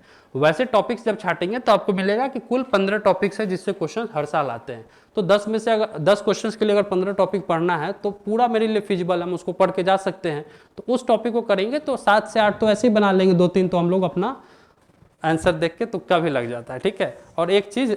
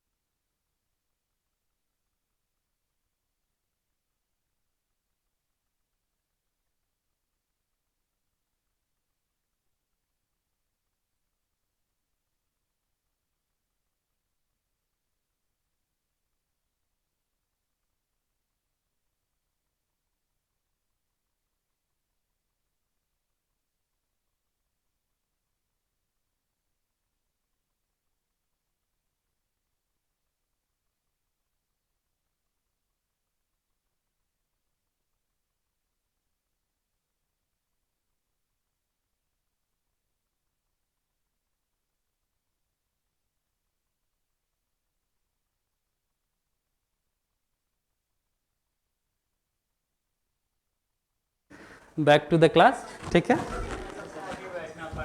हाँ, सबसे आगे वाले में नहीं होता है, ठीक है। तो ये चीजें हैं, इसको आपको करना है। थोड़ा सा सोर्स के ऊपर बात करते हैं। सोर्स आप क्या फॉलो कर रहे हैं, आप सोर्स थोड़ा सा बताइएगा। हिस्ट्री के लिए क्या सोर्स फॉलो कर रहे हैं, ठीक है, बेस्ट है। सर का नोट्स आप करिए, ठीक है, ये बेस्ट है, कोई दिक्कत नहीं है। हाँ, वो प्रैक्टिस के लिए आप घटना चक्र तो बिल्कुल बनाइए, कोई बोले या ना बोले लेकिन आपको बनाना है, ठीक है, घटना चक्र बना के ही जाना है, क्योंकि पिछला 69 का, आप मेरा बात नहीं मानिए, 69 का क्वेश्चन ले लीजिए और ये घटना चक्र का बुक खोलिए, ठीक है, और एक एक क्वेश्चन एज इट इज अगर नहीं रहेगा तो फिर नेक्स्ट क्लास में हम ही को आके बोलिएगा कि सर आप जो बोले थे वो बात गलत थी, ठीक है। तो घटना चक्र से मैक्सिमम क्वेश्चन हिस्ट्री के वहां से थे, ठीक है, तो उसके लिए दिक्कत नहीं है, आपको वहां से 30 क्वेश्चन हो जाएगा। साइंस के लिए बताइए, साइंस के लिए क्या पढ़ रहे हैं, कहाँ से पढ़ रहे हैं और क्यों नहीं पढ़ रहे हैं? नोट्स है, ठीक है, नोट्स अगर है जिनके पास भी है तो ठीक है, जिनके पास नहीं है तो फिर आप कुछ अरेंज करिए। अगर नहीं अरेंज कर पा रहे हैं तो मिनिमम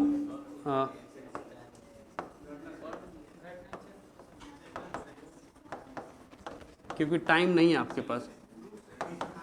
लूसेंट में 2 चीजें आती हैं, नॉर्मल लूसेंट की बात नहीं कर रहे हैं हम, जनरल साइंस की जो लूसेंट है उसको मिनिमम पढ़ लीजिए, अगर पढ़ रहे हैं तो ठीक है, नहीं तो कम से कम घटना चक्र बनाइए, ठीक है, क्योंकि अभी इस टाइम पे हम ये बातें बोल रहे हैं, ये हम पहले कभी नहीं बोलते थे, क्योंकि आपके पास उतना टाइम है नहीं। इससे पहले हम आपको क्या बोलते थे, 6 to 10 का एनसीईआरटी कम से कम पढ़िए, ठीक है, क्योंकि एनसीईआरटी से क्वेश्चन रह रहे हैं।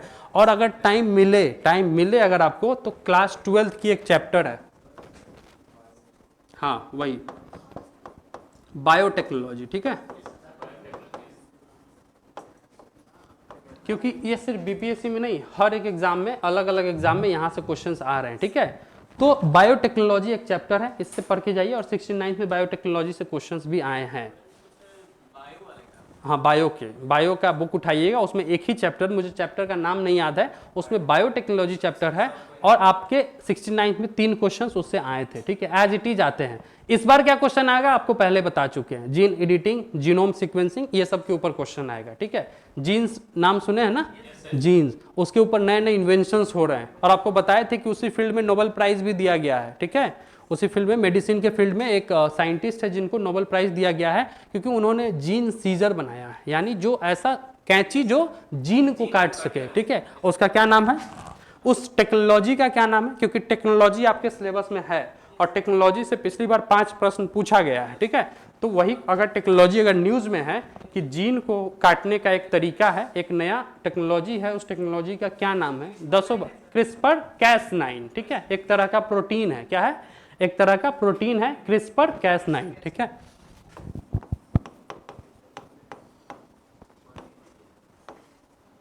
कैस9 क्या करता है, बेसिकली जीन्स को काटता है।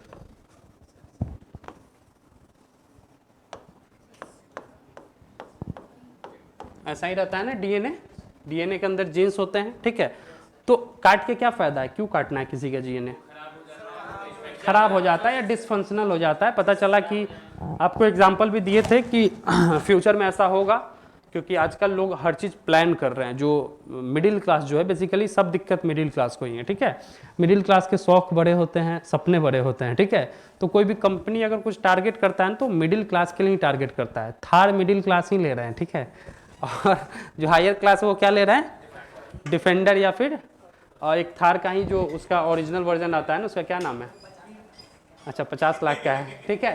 तो सुनिए इधर सुनिए, तो बेसिकली फ्यूचर में ऐसे होंगे कि कोई अगर लेडी प्रेग्नेंट होगी तो वो पहले डॉक्टर से जो विजिट करने जाएगी तो डॉक्टर बता देंगे ना कि आपका जो बेबी होने वाला है वो किस पैटर्न का होगा, उसके आईज कैसे होंगे, नोज कैसे होंगे, ठीक है, कितना गोरा होगा, क्योंकि अभी सभी को गोरा लोग चाहिए, ठीक है, तो अभी तो ये चीज़ें होंगी तो डॉक्टर पहले बता देंगे, क्योंकि वो दिखता है रिपोर्ट में कि ये प्रॉब्लम है, तो उसमें वो ये भी उनको ऑफर करेंगे फ्यूचर में, अभी तो नहीं, मैं फ्यूचर का बता रहा हूँ, ऑफर करेंगे कि क्या आप अपने बच्चों को ब्लू आई चाह रहे हैं क्योंकि ब्लू आइज गाना सुनेगा बच्चा तो बोलेगा ना कि मैं चाहता हूँ कि मेरे बच्चों को ब्राउन आइज ना हो कि ब्लू आइज हो, क्या आप चाह रहे हैं कि उनके ये जो ऊपर वाला ये थोड़ा सा डिजाइनिंग हो उसमें, तो ये सभी चीज़ें पॉसिबल है, किससे, यही जीन एडिटिंग की मदद से, ठीक है। या फिर ये तो हो गया फनी साइड में, या फिर अगर डॉक्टर को वहीं पता चलता है कि फ्यूचर में ये जब बच्चा पैदा होगा, अभी जो हम लोग इतने लोग देखते हैं जो फिजिकली हैंडीकैप होते हैं ना, तो उनको हम लोग देखते हैं, तो वो चीज़ें पहले नहीं पता थी, लेकिन फ्यूचर में हमको पता चल जाएगा कि इसको ये प्रॉब्लम होने वाली है,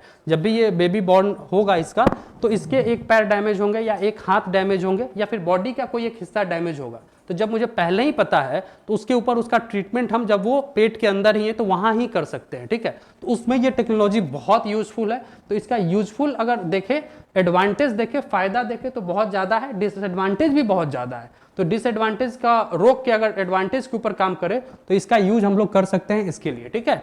तो इसका यूज कर सकते हैं, उससे फायदा होगा कि बहुत सारे जो फिजिकली हैंडीकैम्स वगैरह या फिर बहुत सारे डिजीज से जो पीड़ित लोग पैदा होते हैं उनको रोका जा सकता है। तो वैसे टेक्नोलॉजी, अब यहां से सुनिएगा जो आपके सिलेबस में लिखा हुआ है कि टेक्नोलॉजी में तो बहुत सारी टेक्नोलॉजी आती है, क्या सभी से क्वेश्चन पूछे जाएंगे? नहीं, वैसे टेक्नोलॉजी जिसका समाज पे बहुत बड़ा प्रभाव पड़ता है वही क्वेश्चंस आपके एग्जाम में देखने को मिलेंगे, ठीक है। तो इसका समाज पे प्रभाव पड़ रहा है क्या? बहुत बड़ा प्रभाव है, एक पूरे समाज को ये बदल के रख सकता है। अफ्रीका जैसे देशों में जहां पे इतने लोग बीमार रहते हैं, बहुत तरह की बीमारी होती है, वहां ये चीजें ठीक की जा सकती है, ठीक है। तो ये इसका यूज है। दूसरा, आईटी से क्वेश्चन पूछते हैं, इंफॉर्मेशन एंड टेक्नोलॉजी से, उसका भी यूज है, क्योंकि आईटी से आजकल जितने भी पॉपुलेशन है वो सभी लोग जुड़े हुए हैं। सभी पे अगर थ्रेट आए, अगर कोई मालवेयर आता है आपके मोबाइल पे, वो तो सभी के पास एक साथ जा सकता है, ठीक है। तो मालवेयर के ऊपर क्वेश्चन, स्पाईवेयर, ये सब आप नाम सुने होंगे, वायरस, ये सब के ऊपर आपके एग्जाम में क्वेश्चन आते हैं। और 69th बीपीएससी सेट ए क्वेश्चन नंबर 1 आपका यही था कि अलग अलग आपको प्रोग्रामिंग का नाम दिया हुआ था, ठीक है, जिसमें पाइथन, जावा, ये आपसे क्वेश्चन था कि अलग अलग प्रोग्रामिंग लैंग्वेज ये क्या है, ठीक है। तो कंप्यूटर लैंग्वेज इजी क्वेश्चन था, लेकिन ये सब चीज से आपको रूबरू होना है। तो जो टेक्नोलॉजी वाला फील्ड है, जो आपके 5 क्वेश्चन आते हैं, तो पहले साइंस में हम आपको यही बताएं कि जो साइंस की हम बात कर रहे थे तो उसमें लूसेंट या जनरल साइंस की बात कर रहे थे, लेकिन अब 5 क्वेश्चन आपको टेक्नोलॉजी के आ रहे हैं। तो पहले तो 30 में 30 आते थे और 28 हो जाते थे, लेकिन अब 5 क्वेश्चंस नए देखने को मिलते हैं, वो टेक्नोलॉजी ड्रिवन होते हैं। वो सब क्वेश्चंस कहाँ से आएंगे? तो एक तो हो गया बायोटेक का टॉपिक, ठीक है, एक बायोटेक से टॉपिक रहेगा जिसमें आपको यही जीन एडिटिंग हो सकता है, इस साल का क्वेश्चन यही हो, मोस्ट प्रोबेबल हो कि इस साल का यही क्वेश्चन हो। उसके बाद नहीं होगा तो वैक्सीन के ऊपर आपसे 2 सवाल 69 में पूछ चुका है, तो वो फिर से रिपीट नहीं करेगा, लेकिन फिर से पूछ सकता है। आप जरूर पढ़िएगा कि वैक्सीन बनाने के अलग अलग मेथड कौन से हैं, ठीक है। वैक्सीन यानी दवा बनाने के लिए अलग अलग मेथड कौन से हैं, वो सवाल आपसे पूछेगा। एक बायोटेक्नोलॉजी को करके जाइएगा अच्छे से। और नैनोटेक का अगर कोई चीज न्यूज में हो, ठीक है, नैनोटेक कहने का मतलब कोई ऐसा इक्विपमेंट जो बहुत मिनिमम साइज का हो, सबसे छोटा साइज का हो, उसका मेडिकल फील्ड में बहुत ज्यादा उपयोग है, ठीक है। तो नैनोटेक से जुड़ा हुआ। और तीसरा, इंफॉर्मेशन एंड टेक्नोलॉजी से जुड़ा हुआ। आईटी कहने का मतलब कोई नई टेक्नोलॉजी जो आपके मार्केट में आ रही है, फॉर एग्जाम्पल 5G। 5G से पिछली बार सवाल नहीं बना है, इस बार सवाल 100% चांस है कि बनेगा, कि 5G को लेकर 3 स्टेटमेंट देगा कि 5G और कंपैरिजन कर देगा कि 5G अभी नया चल रहा है, सभी के फोन में आ रहे हैं, तो 5G और 4G में क्या अंतर है, ठीक है। 5G और 4G में क्या अंतर है? तो मेजर अंतर आप लोगों को पता होगा कि स्पीड का, एक स्पीड का, और दूसरा लेटेंसी रेट के ऊपर। आपको एक बार बताए भी थे, लेटेंसी रेट क्या बोलते हैं कि नेटवर्क जो डिस्कनेक्ट होता है, 4G में होता है कि छत पे गए तो मिल रहा है और रूम में आए तो डिस्कनेक्ट हो जा रहा है। नेटवर्क का जो ब्रेकेज होता है उसके ऊपर काम किया गया है, किसमें? 5G के अंदर। यानी 5G में आप कहीं भी रहे, रूम में रहे या वॉशरूम में रहे, आपकी कनेक्टिविटी उतनी ही रहेगी, ठीक है। तो कनेक्टिविटी यानी low latency rate, latency rate यानी जो नेटवर्क कटने का जो क्षमता है वो क्या हो गया? कम हो गया। इसी को बोलते हैं नेक्स्ट जनरेशन यानी 5th जनरेशन। तो जो भी नया एडवांस जनरेशन आएगा उसमें ये नई चीजें क्या होते जाएगी? ऐड होते जाएगी, ठीक है। 4G जनरेशन में क्या था? 4th जनरेशन में कि आप यहाँ पे यूजर है जो एक फोन को यूज कर रहे हैं, वो आपका डायरेक्टली कहाँ से कनेक्ट होता था? टावर से कनेक्ट होता था, यहीं से इंफॉर्मेशन भेज के फिर यहाँ से रिसीव करता था। इसलिए हमारे फोन में इस तरह का नेट का सिंबल चलता था ना, एक आउटगोइंग और एक इनकमिंग, ठीक है, दिखाता था। वहीं पे स्पीड बगल में दिखाता था कि 32 kbps स्पीड दे रहा है या फिर 1 Mbps स्पीड दे रहा है, ठीक है। लेकिन 5G में ऐसा नहीं है। 5G में इस सिस्टम को ब्रेक किया गया। ये घर है, यहाँ पे आप यूजर हैं, आपके घर के पास जो पोल्स लगे हुए हैं ना, पोल्स में ही एक इनपुट दे दिया गया है कि आप इतना दूर कनेक्टिविटी ना करके आप यहीं से कनेक्टिविटी कर ले, ठीक है। तो नजदीक हो गया, डिस्टेंस को भी कम कर दिया गया ना, ठीक है।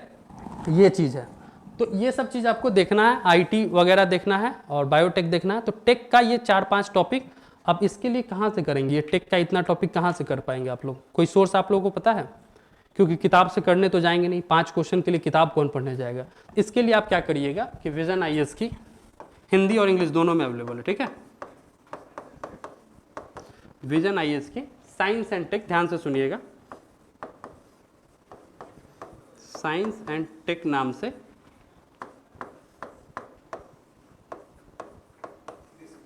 365 को एक बार रेफर कर लीजिए, ठीक है। एक बार बस नज़रों से देख लेना है कि पतली सी बुक है, ज़्यादा मोटी सी बुक नहीं है, ऑनलाइन अवेलेबल है, गूगल पे है, आप लोग कभी भी डाउनलोड कर सकते हैं या फिर प्रिंट आउट कर सकते हैं। उसको एक बार देख लीजिए कि पिछले एक साल में वैसे कौन कौन सी टेक्नोलॉजी है जो न्यूज़ में थी। अगर टेक्नोलॉजी से क्वेश्चन आएगा तो सिर्फ और सिर्फ यहीं से आएगा, नहीं तो नहीं आएगा। अगर आया और इससे नहीं बनेगा तो फिर हम उसके लिए जवाबदेही है, लेकिन 100% चांस है कि आएगा तो यहीं से आएगा, उससे ज़्यादा नहीं आएगा, ठीक है। तो टेक्नोलॉजी के जितने भी क्वेश्चंस होंगे वहाँ पे वो दिया रहेगा, क्रिस्पर के बारे में हो या फिर नैनोटेक के बारे में हो या फिर आईटी के बारे में हो, जितने भी टेक्नोलॉजी हो वो सभी यहाँ पे क्या होगा, चर्चा किया होगा। पतली सी बुक है, उसको रेफर कर सकते हैं अगर आपके पास टाइम है तो साइंस की बात हम लोगों ने किया, हिस्ट्री की बात हम लोगों ने किया, ठीक है। ज्योग्राफी में आपको पहले बता चुके हैं कि केवल ज्योग्राफी और इकोनॉमिक्स के लिए एनसीईआरटी बस केवल रेफर करना है, बिहार स्पेशल जो सर का नोट्स है उतना ही करना है, उससे ज़्यादा कुछ नहीं करना है। और पॉलिटी के लिए, पॉलिटी आपका चूंकि स्ट्रांग होगा, पॉलिटी आप लोग सभी लक्ष्मीकांत से पढ़ चुके हैं या फिर सर भी बहुत बार पढ़ाए हैं, ठीक है, तो उसके लिए कुछ नया दिक्कत नहीं है। और कोई मेजर सब्जेक्ट अपने इकोनॉमिक्स के लिए बोले एनसीईआरटी ही, और कोई उपाय नहीं है इकोनॉमिक्स का। हाँ, इंडियन ज्योग्राफी ज़्यादा, लेकिन ध्यान रखिएगा 3-4 क्वेश्चन फंडामेंटल ऑफ ज्योग्राफी से भी आते हैं। फिजिकल ज्योग्राफी का जो है उसमें जो चैप्टर है आपके अर्थक्वेक के ऊपर, उसमें जो आपके वोल्केनिक इरप्शंस के ऊपर चैप्टर है, इंटीरियर ऑफ द अर्थ, जमीन के अंदर क्या है, ठीक है, उसके ऊपर, या फिर प्लेट टेक्टोनिक्स, हर ये सब बीपीएससी का फेवरेट टॉपिक है, इसके बिना वो रह ही नहीं सकता है। वो जब तक प्लेट टेक्टोनिक्स से एक क्वेश्चन ना पूछे उसको उस रात का खाना नहीं पचेगा, ठीक है। तो ये सब क्योंकि जो एग्जामिनर जो आपको क्वेश्चन बना रहा है ना, वो हर साल एक ही क्वेश्चन बना रहा है, उसको उसी के इर्द गिर्द क्वेश्चन देना है, नया कुछ नहीं देना है, ठीक है। तो प्रीवियस ईयर इसीलिए ना बोलते हैं बार बार देखिए, प्रीवियस ईयर देखिएगा, चूंकि टेस्ट सीरीज बहुत भटकाने वाला होता है, ठीक है। टेस्ट सीरीज में आपको बहुत अनाप शनाप क्वेश्चंस देखने को मिलेंगे, किसी भी टेस्ट, अब कितना भी बेस्ट टेस्ट सीरीज क्यों ना बना ले, ठीक है, वो ऐसे टॉपिक पे आपको टेस्ट सीरीज में देगा ना जिसके बारे में आप हो सकता है उतना नहीं पढ़े होंगे और वो आपके एग्जाम के लिए उतना इंपॉर्टेंट भी नहीं है। तो जब भी मोटिवेशन डाउन हो इस सब के रिगार्डिंग, तो आप किसको रेफर करेंगे, प्रीवियस ईयर को रेफर करेंगे कि मेरा अगर प्रीवियस ईयर बन जा रहा है तो हम ठीक है। और याद रखिएगा हमेशा, एग्जाम में कभी भी सवाल टफ नहीं पूछे जाते हैं, उसका कारण ये है कि बिहार में जो एग्जाम हो रहा है पीसीएस का, वो सभी लोग दे रहे हैं। हम और आप यहाँ पटना में एसी में बैठ के पढ़ रहे हैं, जरूरी तो नहीं सभी लोग ऐसे ही पढ़ रहे होंगे, कुछ लोग गाँव से भी तो पढ़ रहे हैं। तो जो बोर्ड होती है, जो बोर्ड का मीटिंग होता है, वहाँ पे यही डिसाइड होता है कि क्वेश्चन का स्टैंडर्ड इस लेवल का होना चाहिए कि कोई एक सरकारी स्कूल से पढ़ा हुआ बच्चा अगर उसकी जनरल इंटेलिजेंस इतनी हो कि वो भी सॉल्व कर सके, इस इंटेलिजेंस के साथ क्वेश्चन सेट किया जाता है। उसके लिए क्या किया जाए, वो लोग सीधा कहता है कि ठीक है, उसने भी एनसीईआरटी पढ़ के वो 10th का बोर्ड पास किया है, इस बच्चे ने भी 10th का एससीईआरटी या फिर एनसीईआरटी का बुक पढ़ा होगा, तो हम लोग एनसीईआरटी से ही इस तरह का क्वेश्चन बना दे कि कल होके कोई कोर्ट में जाके ये ना बोले कि बहुत अच्छे अच्छे बच्चे हैं जो लाखों रुपए खर्च करके अपना कोचिंग कर ले रहे हैं, या फिर अपने यहाँ तो फ्री ऑफ कॉस्ट एजुकेशन होती है, यहाँ पढ़ ले रहे हैं, लेकिन उनके पास वो सुविधा नहीं थी। तो कल होके कोर्ट में ये मैटर ना जाए, तो वो लोग सीधा बोलेंगे कि भैया ये देखो किताब आप लोग को हम लोग फ्री में दिए थे, कहाँ, क्लास 10th में, क्लास 6 में साइंस का बुक मिला था ना, सरकारी स्कूल में तो मिलता ही है, तो वो वहीं से क्वेश्चन इसलिए उठाए जाते हैं। और दूसरी बात, एनसीईआरटी की सभी किताब पीडीएफ में अवेलेबल है फ्री ऑफ कॉस्ट, तो इसीलिए अब वो लोग लक्ष्मीकांत से क्वेश्चन नहीं सेट कर सकते हैं। क्यों? क्योंकि लक्ष्मीकांत सबको अफोर्ड नहीं कर सकता है, मतलब आजकल तो कर सकते हैं, लेकिन एक है उसका भी अच्छा खासा रेट हो गया, 500 या 600 उसका दाम है। तो और अगर सिर्फ स्टैंडर्ड बुक खरीदने जाए तो आपका 4-5 हज़ार का बिल बन जाएगा, ठीक है। तो ये चीज़ है। तो और कोई सब्जेक्ट इसमें बच रहा है क्या जिसके सोर्स के ऊपर बात करें?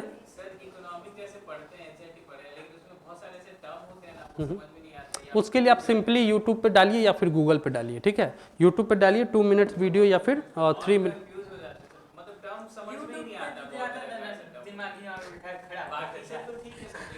इकोनॉमिक्स के लिए हम आपको बताते हैं एक सर का, हम इंग्लिश मीडियम में बता सकते हैं, हिंदी का मेरे पास अवेलेबल है, इंग्लिश का हम आपको बता सकते हैं। इंग्लिश का एक सर है अवस्थी सर का, उनका हम आपको प्लेलिस्ट दे देंगे, ठीक है। आज ही होगा नहीं तो हम आपको 1-2 दिन में दे देंगे, ठीक है। हिंदी के लिए मेरे पास नहीं है, पहले ही हम बोले थे कि हाँ, तो हिंदी वालों के लिए खैर हम देखते हैं, हिंदी के लिए हम देखते हैं, ऐसा नहीं है, डिस्क्रिमिनेशन नहीं होगा इसमें। इंग्लिश के कितने हैं, हाथ उठाइएगा, इंग्लिश मीडियम से कितने हैं? नहीं, वो बिना एक्चुअली में दोनों मीडियम को अगर नहीं लेके चलेंगे तो फिर दिक्कत हो जाएगा ना। हाँ, नहीं नहीं, उससे कोई दिक्कत नहीं है। हम लोग तो शुरू से ही दोनों मीडियम लेके चले हैं ना, दोनों मीडियम में हम लोग कराते हैं। पूरा आईआर आपका दोनों मीडियम में चला है, करंट भी चला। हाँ, पहले बहुत ज़्यादा हिंदी मीडियम से थे, ठीक है। तो इस मीडियम का कोई दिक्कत नहीं है, मीडियम से कोई दिक्कत ही नहीं है। मेरी बात आप समझ रहे हैं, बात खत्म। इसमें मीडियम कोई बैरियर नहीं है। हाँ, वहाँ दिक्कत होता है कि हम जो बोल रहे हैं, डिलीवर कर रहे हैं, आपको बिल्कुल समझ में नहीं आ रहा है, तो वहाँ पे मीडियम का दिक्कत आ जाती है। हाँ हाँ, वो टेक्निकल चीज़ है ना। अब उसमें कर्क रेखा है, उसमें लैटिट्यूड और लॉन्गिट्यूड का अलग नाम है, ठीक है। तो कोई दिक्कत नहीं है। आप जब हमारा करंट का क्लास चलेगा, उसके साथ साथ हम आपको कुछ कुछ टॉपिक या फिर उसका सोर्स या फिर रेफरेंस हम जैसे पहले भी करते थे, वो आपको बताते रहते थे या देते रहते थे, जिससे आपका काम आसान हो सके। क्योंकि आपका काम आसान करना ही हम लोगों का काम है। ऐसा नहीं कि हम लोग बस बताएं और चल दिए यहाँ से, वहाँ काम नहीं है। मेरा काम ये है कि आपका काम कितना आसान कर दे, ये काम है। इसलिए हम करंट में बोले कि आप लोग निश्चिंत हो जाइएगा। जब जो भी सेशन लगेगा, शेड्यूल लगेगा, आपको जो बताए ना, आपके मार्केट में जितने भी सोर्स है आपको करा के देंगे, कोई भी सोर्स आपका छूटेगा नहीं। ये चीज़ आप निश्चिंत हो जाइए। जब हम आपको बोल दिए कि द हिंदू और इंडियन एक्सप्रेस तक हम आपको दे रहे हैं, क्योंकि मेरा मेजर फोकस तो उसी पे रहता है, द हिंदू पे। क्योंकि द हिंदू से एज इट इज क्वेश्चन उठा के दे देता है एग्जामिनर, क्योंकि जो एग्जाम में क्वेश्चन सेट करा वो भी द हिंदू न्यूज़पेपर ही पढ़ता है, क्या कर सकते हैं, ठीक है। तो वो डायरेक्टली वहीं से क्वेश्चन उठा के दे देता है, तो वो चीज़ हम लोग वहाँ से। तो करंट के लिए आप लोग निश्चिंत हो जाइए, और पॉलिटी वगैरह जो भी आपके नोट्स है वहाँ से पढ़िए। एक चीज़ आप लोग करते रहिएगा डेली बेसिस पे, कि आप कहीं पे क्विज वगैरह बनाते रहिए जहाँ से भी आपको लगे, या फिर आप एक चीज़ ये करिए कि आप डेली अपने आप को ना रोज़ रात में थोड़ा सा आकलन करिए कि मेरा परफॉर्मेंस क्या है। क्योंकि प्रॉब्लम इस तैयारी में पता ही नहीं चलता है कि हम लोग का क्या है ना, कि आज जहाँ है ना, एक साल बाद भी हम लोग वहीं रहते हैं, पता नहीं चलता है। ये बात मानिएगा आप, बहुत सारे लोगों हम प्रैक्टिकली फील किया हुआ चीज़ें ये बता रहे हैं कि आप जहाँ पे आज है ना, जितनी आपकी नॉलेज आज है ना, वो स्टैटिक हो जाती है, वहीं रुक जाती है। और हम लोग उसको इंक्रीज करने के लिए नहीं सोचते। जो चीज़ें हमको अच्छा लगता है वही पढ़ते जाते हैं, हिस्ट्री, पॉलिटिक्स, या फिर जो अच्छा लग रहा है वही पढ़े जा रहे हैं। क्यों? क्योंकि हमको अच्छा लग रहा है वो, ठीक है। तो ऐसे एग्जाम से तो ऐसे तो नहीं होगा, थोड़ा बहुत तो आपको मेहनत करना पड़ेगा। और ज्योग्राफी और इकोनॉमिक्स पढ़ने में पसीना छूटेगा, हमको पता है, पसीना आएगा, बोर होंगे, हो सकता है पढ़ाई भी छोड़ने का नौबत आ जाए, लेकिन क्या कर सकते हैं, मजबूरी है। एग्जाम निकालना तो मजबूरी है आपकी, कौन शौक से पढ़ रहा है यहाँ पे, ठीक है। सबकी अपनी अपनी मजबूरी होती है, तो आपको पढ़ना पड़ेगा। और हम इसीलिए स्ट्रेट फॉरवर्ड बोलते हैं, आपको बुरा लगे या अच्छा लगे, स्ट्रेट फॉरवर्ड इसलिए बोलते हैं कि हम लोग और आप लोग एक ही एज के हैं। तो आपका माइंड में ये क्लियर मैसेज जाए, ऐसा ना हो कि हम आपको अच्छा अच्छा सपना दिखा दें, चलिए अब हम लोग इस एग्जाम को क्लियर कर लेंगे, ठीक है, पूरा रिलैक्स होके। ये मेरा शुरू से आदत रहा है कि आपको प्रेशराइज करना। आप फील भी करते होंगे यार बहुत ज़्यादा प्रेशराइज कर देते हैं सर, टेंशन होने लगती है। तो ये जरूरी है, क्योंकि आपका जो एग्जाम है ना, वो टेंशन देने के लिए ही बना है। जो पीसीएस का एग्जाम है या फिर यूपीएससी का एग्जाम है, वो टेंशन के लिए एग्जाम है, कि आप टेंशन कितना अब्जॉर्ब कर पा रहे हैं या झेल पा रहे हैं, इसी का ये पेपर ही है। नहीं कर पाएंगे, इजी वे में हम बता दें कि आप रिलैक्स हो जाइए, कुछ नहीं पढ़ना है, बुक कॉपी बंद कर दीजिए, जो मैंने बोर्ड पे पढ़ाया बस उतना नहीं, उतना में कोई ऐसा है टीचर, सब बोलते हैं, किसी का ऐसा अगर रहता तो वो भगवान होता, किसी का स्ट्राइक रेट उतना नहीं हो सकता है, ठीक है। हमारे पास एक ही ऑप्शन बचता है कि जितने भी सोर्स है, जितनी बार हम लोग पढ़ सके वही हम लोग कर सकते हैं, आप या हम भी तो वही करेंगे ना। जितने सोर्स हैं उन सभी को आप अगर करने जाएंगे तो आपका माइंड भटक सकता है कि यार द हिंदू करे या द इंडियन एक्सप्रेस करे या स्पीडी करे, एडिटोरिया करे, आप कंफ्यूज हो जाइएगा। और दूसरी, आपके पास टाइम का क्रंच है, आपके पास टाइम नहीं है, क्योंकि आपको 8 सब्जेक्ट पढ़ के जाना है, ठीक है। तो आप अगर केवल और केवल करंट का देंगे तो 3 महीना तो उसी में निकल जाएगा, ठीक है। तो अब फिर कैसे होगा एग्जाम? तो मेरा काम यह है कि सभी को इकट्ठा करके एक जगह का आपको पूरा परोस दे कि हाँ, उसके बाद आपका काम आता है कि कम से कम उसको आप याद करके जाए, ठीक है। अब वहां पे याद नहीं करेंगे तब तो दिक्कत है, ठीक है। अब आदित्य एलेवन के ऊपर हम लोगों ने बात किया था, हर एक एग्जाम में क्वेश्चंस आए हैं अलग अलग। आपको एक वीडियो होगा यूट्यूब पे, प्रेरणा आईएएस के चैनल पे ही, करंट अफेयर्स का वीडियो देखिएगा। दूसरे या तीसरे वीडियो में हम लोग मजाक में ही एक बात बोले थे कि उस समय हम लोगों का एक चीज चल रहा था, आपको गगनयान मिशन के ऊपर कुछ परीक्षण किए गए थे, ठीक है। और दूसरे दिन मोदी जी ने जो भी एस्ट्रोनॉट उसमें बैठ के जाने वाले हैं उसका नामकरण किया था कि ये लोग बैठ के जाएंगे। तो मैंने यहाँ पे फोटो लगाया था और हंसते हंसते बोल दिया था कि बीपीएससी का भरोसा नहीं है, उसका नाम भी पूछ लेगा, याद करके जाइए। यही बात मैंने बोला था, एग्जाम में पूछा है वो। मैंने बोला कि गगनयान ये सब दूर की बात है, आपको सब पता है, लेकिन भैया नाम याद करके जाओ, हो सकता है कि पूछ ले। पूछा है, नाम भी पूछा है, ठीक है। हाँ, नाम ही पूछ दिया है। तो मैंने पहला ही टॉपिक शुरू करने से पहले ही ये बात बोला था और यही क्वेश्चन, तो मैं खुद वो चीज़ को देख के शौक था कि यार कभी कभी जो बातें बताई जाती है एज इट इज। तो ये सब चीज़ है कि एक करंट अफेयर के साथ एक और प्रॉब्लम है, समझिए करंट अफेयर का डायमेंशन बहुत बड़ा हो जाता है। जैसे कि करंट अफेयर्स कोई एक चीज़ है, मान लेते हैं कि हम आपको INST के बारे में बताएं, इंटरनेशनल नॉर्थ साउथ कॉरिडोर के बारे में अभी आपको बताया, तो उसका बस इतना पर्पस नहीं है कि उसकी लेंथ 7200 किलोमीटर है, इतना इंपॉर्टेंट नहीं है, उसमें डायमेंशन यहाँ से बड़ा हो जाता है। INST क्या है, कब शुरू हुआ, कितने मेंबर स्टेट है, कौन कौन से देश ने इसको मिलकर शुरू किया था, यानी देखना है एक करंट अफेयर के पीछे कितने क्वेश्चन बन रहे हैं, 5 या 6 क्वेश्चन बन रहे हैं। इस वजह से करंट अफेयर्स का डायमेंशन बड़ा हो जाता है। ठीक है, यहीं पे हम लोगों को प्रॉब्लम आती है कि एग्जामिनर का तो पता नहीं ना कि क्या पूछेगा। तो ये चीज़ हम लोग PYQ से सीखते हैं कि PYQ में अगर कुछ टॉपिक्स पूछे गए हैं प्रीवियस ईयर में तो वो कहाँ कहाँ जाके सोचा है। ठीक है, क्यों हम लोग जैसे कि जितने भी टेनिस का टूर्नामेंट है तो उसमें हम लोग क्या क्या याद करके जाते हैं, मेंस ओपन, मेंस सिंगल्स और फीमेल्स का 2 ही याद करके जाते हैं, उससे ज़्यादा तो याद करके नहीं जाते हैं क्योंकि उसमें तो बहुत सारे कंपटीशन हैं। क्यों? क्योंकि PYQ में उससे ज़्यादा पूछा ही नहीं है। ठीक है, किसी दिन पूछ दिया वो तो फिर हम लोग का लक खराब होगा। उस दिन पूछ दिया कि मिक्स डबल में बताइए कि किस इस साल के ऑस्ट्रेलियन ओपन के विजेता कौन है, ठीक है, तो फिर वहाँ पे परेशानी बढ़ जाएगी। खैर वो लोग नहीं पूछता, वो लोग भी समझता है कि ये याद करना पॉसिबल नहीं है, फिजिबल नहीं है। ठीक है, तो PYQ से हम लोग को ये सीखने को मिलता है कि कितना किस टॉपिक पे याद करके जाना है। ठीक है, ये चीज़ है। अभी से आप लोग का शेड्यूल क्या है उसके ऊपर बात करते हैं कि आप लोग यहाँ कितने घंटा क्लास करते हैं? 2.5 घंटा। उसके बाद का आपका अपना शेड्यूल होगा, लाइब्रेरी या फिर घर जो भी जहाँ पढ़ते हैं, तो आप अपना एक प्रॉपर शेड्यूल बना लीजिए कि यहाँ को छोड़ के, इसको माइनस करके कि यहाँ हम आप जो भी पढ़े उसको हटा दीजिए। उसके बाद आप क्या पढ़ रहे हैं, किस सब्जेक्ट को पढ़ रहे हैं। जैसे कि टेस्ट दे रहे हैं तो आपका पॉलिटी में 10 में से 7 बन जा रहा है तो पॉलिटी को हटाइए साइड, हो गया। उस दिन भी आप 7 बना लेंगे, उतना ही आपका काम है। हर एक सब्जेक्ट में बेसिकली इस एग्जाम में करना क्या है कि 8 पेपर है, 8 पेपर में हर एक पेपर में आपको 60% के अबव स्कोर करना है। समझ रहे बात को? यानी अगर 60 या 70%, यानी अगर 30 साइंस है तो हमको टारगेट है कि 20 से 22 अगर सही हो जा रहा है तो हम उसको छोड़ देंगे अभी फिलहाल के लिए। अगर देखेंगे कि किसी सेक्शन में मेरा बिल्कुल ही सही नहीं हो रहा है या फिर कोई सेक्शन हमको पूरा डुबा दे रहा है तो फिर उसके ऊपर काम करने की ज़रूरत है, क्योंकि सेम चीज़ आपका एग्जाम डे के दिन भी होगा। ठीक है, तो हर एक सेक्शन पे आपको कोशिश करना है कि कैसे वहाँ 60 to 70% स्कोर लाएं। अगर ये चीज़ अचीव हो जा रहा है इट मीन्स आपका पेपर क्वालिफाई हो रहा है, नहीं तो फिर दिक्कत है। ठीक है, तो ये आप अपने रूटीन में बनाएंगे और किसी एक टेस्ट सीरीज को वीकली उठाइए, बना के देखिए कि कौन से सेक्शन में आपको दिक्कत आ रहा है। टाइम वाइम का दिक्कत नहीं है, 3 घंटा बनाइए, 4 घंटा बनाइए, उससे कोई दिक्कत नहीं। वो सब प्रेशर लेना ही नहीं है, वो सब प्रेशर नहीं लेना है कि यार 2 घंटे में टेस्ट सीरीज चलता है। आप एग्जाम थोड़ी ना दे रहे हैं, अभी आप क्या कर रहे हैं, जांच कर रहे हैं। किसकी? अपने आप की। असली जांच तो आपका एग्जाम के दिन हो ही जाएगा कि आपके ब्लड में कौन कौन सी चीज़ें हैं। ठीक है, हिस्ट्री आपने पढ़ा है या नहीं पढ़ा है वो चीज़ तो जांच हो जाएगी। लेकिन अभी आपको क्या करना है कि आपको टेस्ट उठा के बस देखना है कि भाई ये एग्जामिनर अगर ये टेस्ट सीरीज बनाया, अगर हम ही कोई टेस्ट बना रहे हैं तो हम ये टेस्ट करेंगे ना कि बच्चा का हर एक सब्जेक्ट पे हर एक चीज़ क्लियर है या नहीं है। ठीक है, तो वो आपको भी देखना है कि मेरा हर एक टॉपिक, हर एक कॉन्सेप्ट मेरा क्लियर है या नहीं है। क्योंकि हम स्ट्रेट फॉरवर्ड अभी भी बता रहे हैं कि अभी भी स्ट्रैटेजी वीडियो यूट्यूब पे आ रहे हैं कि बस इतना टॉपिक कर लीजिए, बस ये एकमात्र एक सॉल्यूशन है, इन सब चक्कर में नहीं पढ़ना है, रिजल्ट नहीं होगा। तब मान के चलिए नहीं होगा रिजल्ट। ठीक है, तो रिजल्ट नहीं होगा तो फिर अफसोस करने से क्या फ़ायदा। फिर 71वीं का बैच बनेगा, फिर उसमें भी यही सब बातें हम लोग करेंगे। ठीक है, नया बात हम भी नहीं कर सकते, ना आयोग कर सकता है, ना आप भी कर सकते। तो क्यों ना जो एफर्ट 3 महीना बाद मारेंगे, अक्टूबर से अगर मान लेते एग्जाम हो जाएगा नवंबर में, तो फिर उसके बाद 1 महीना बाद तो बैच शुरू होगा ही, फिर मुलाकात होगी तो फिर दिक्कत हो जाएगी ना। तो फिर वहाँ करने से अच्छा है कि चलो आज ही ये सारी बात को अपना लेते हैं।